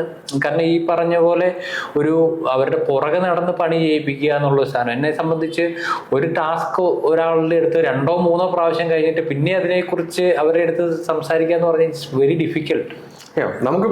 നമുക്കിപ്പം ജൂനിയേഴ്സിന്റെ അടുത്തുനിന്ന് യങ്സ്റ്റേഴ്സ് ജോയിൻ ചെയ്യുമ്പോൾ നമുക്കത് സഹിക്കാം, ഓക്കെ പഠിച്ചു വരുന്നതല്ലേ ഉള്ളൂ. പക്ഷെ പഠിച്ചു വരുമ്പോഴും ഇപ്പം ഒരാൾ പറയാണ് okay I have done this is not working, ഞാൻ ഇത് ചെയ്തു അത് ചെയ്തു, ആ ടൈമാണ് ഞങ്ങൾ എപ്പോഴും നോക്കുന്ന ഒരു അക്കൗണ്ടബിലിറ്റിയാണ്. അപ്പം ഒരു കാര്യം പഠിക്കാൻ പറയുന്ന സമയത്ത് ചില സ്റ്റുഡൻസ് 1 week എടുത്ത് പഠിക്കും, ചില സ്റ്റുഡൻസ് 1 day പഠിച്ചു തീർക്കും. ഇപ്പം 1 week എടുക്കുന്നവൻ സ്ലോ അല്ല, he might be exploring other things, he will be doing all the experiments, there will be exercises in the course. അത് ഡീറ്റെയിൽ ആയിട്ട് ചെയ്യുന്നുണ്ടായിരിക്കും, അത് ബേസ് ചെയ്ത് ഒരു ഇത് ചെയ്യുന്നുണ്ടാവും. ലേണിംഗ് ഡിഫറെന്റ് ആണ്. അതുപോലെ പ്രോബ്ലം സോൾവിങ് എഡ്ജ് കേസസ് എല്ലാം കവർ ചെയ്തിട്ടുണ്ടോ, ഇതിൽ ബഗ് വരാൻ ചാൻസ് ഉണ്ടോ, പ്രോഡക്റ്റ് പൊട്ടോ, അത് റെസ്പോൺസിബിലിറ്റിയാണ്. ഇപ്പം റിക്വയർമെന്റിനകത്ത് ഇല്ലാത്ത ഒരു സാധനം അത് ചെയ്തിരിക്കണം. അത് that shows your professional standards. So you are a professional, you are hired to ഒരു എന്താ പറയുക, ഒരു പ്രൊഫഷണലിനെ നമ്മളൊരു കാര്യത്തിന് ഹയർ ചെയ്ത് കഴിഞ്ഞാൽ it's his responsibility. He will give the overall picture, right? Yes. We'll ask them to solve the problem. It's his responsibility to make sure it won't break in that scenario. അത് ഭയങ്കര important ആയിട്ടുള്ള ഒരു കാര്യമാണ്. ആ cultural അത് പലപ്പോഴും ഞങ്ങൾക്ക് അങ്ങനത്തെ കൾച്ചറിൽ ഞങ്ങൾ എടുത്ത് ട്രെയിൻ ചെയ്ത് I've trained a lot of students in Geek School. അപ്പം അവിടെ ഇന്റർവ്യൂവിന് ഒരു കൾച്ചറൽ ഫിറ്റ് കഴിഞ്ഞിട്ടേ അകത്തോട്ട് വരുള്ളൂ.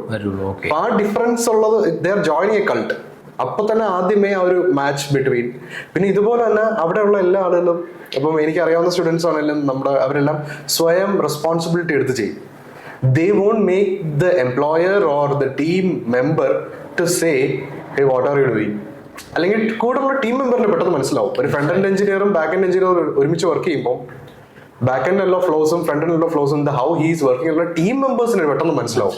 So don't be a baggage to your team, don't kill their time. Yes, exactly. Because അത് പലപ്പോഴും എല്ലാ ടീമിലും വർക്ക് ചെയ്യുന്ന ഒരാളുണ്ടാവും, ബാക്കി എല്ലാവരും ആ പേഴ്സണെ എപ്പോഴും കോൺടാക്ട് ചെയ്ത് അവരുടെ ടൈം എടുത്ത് ഇത് എങ്ങനെയാണ് എവിടെയാണ് ഞാനത് കണ്ടിട്ടുണ്ട്. ഞാൻ അങ്ങനത്തെ എൻവയോൺമെന്റ് എനിക്ക് നല്ല ക്ലിയർ ആയിട്ട് എനിക്ക് അറിയാം. അതിപ്പോ കൂടുതൽ MNC-യിലൊക്കെ നോക്കിയാൽ മനസ്സിലാവും. അവർ ഹയർ ചെയ്യും, ഒരു ടീമിലേക്ക് ആഡ് ചെയ്യും, ഏതെങ്കിലും ഒരു പോർഷൻ ആയിരിക്കും, പക്ഷെ ഇവര് ഡിപ്പെൻഡഡ് ആയിരിക്കും. ഓരോ സമയവും ഡിപ്പെൻഡൻസി എന്ന് പറഞ്ഞു കഴിഞ്ഞാൽ അത് ആ കമ്പനിയുടെ ബാക്കിയുള്ളവരുടെ സമയം കൂടെ കളയും. പക്ഷെ അത് അവർ മനസ്സിലാക്കുന്നില്ല എന്നുള്ളതാണ് അതിന്റെ അങ്ങനെയുള്ളവരാണ് ഈ ലേ ഓഫിൽ പോകുന്നത്. എക്സാക്ട്ലി. പക്ഷെ അത് പലർക്കും അറിഞ്ഞുകൂടാതെ അവര് എന്തുകൊണ്ടാണ് ലേ ഓഫ് ആയതെന്നുള്ള കാര്യം പലപ്പോഴും ആളുകൾക്ക് മനസ്സിലാകാറില്ല. പക്ഷെ അത് അടുത്ത ജോബിലും അവരത് സെയിം സാധനം റിപ്പീറ്റ് ചെയ്യാറുണ്ടാവും. എന്തുകൊണ്ടാണ് ഞാൻ എന്ത് മിസ്റ്റേക്സ് ആണ് അവിടെ ചെയ്തതെന്നുള്ള സാധനത്തിലുള്ള ഒരു ഐഡന്റിഫിക്കേഷൻ കുറവുണ്ട്. പല MNCs കീപ്പ് ചെയ്യുന്നത് നമ്പേഴ്സ് കാണിക്കാൻ വേണ്ടിയിട്ടാണ് അവരുടെ പ്രൊജക്ട്സിൽ. ചിലപ്പോൾ ഈ പറഞ്ഞ പ്രൊജക്ട്സ് കിട്ടാനായിട്ടുള്ള സെർട്ടൈൻ നമ്പേഴ്സ് ആവശ്യമായിരിക്കും ടീമിൽ. സോ അത് കാണിക്കാൻ വേണ്ടി എടുക്കുന്ന കമ്പനികൾ വരെയുണ്ട്. പക്ഷെ ലേ ഓഫ് വരുമ്പോൾ ഇത് കംപ്ലീറ്റ്ലി എഫക്ട് ചെയ്യും അവരെ. പക്ഷെ അത് അവർ മനസ്സിലാക്കാറില്ല.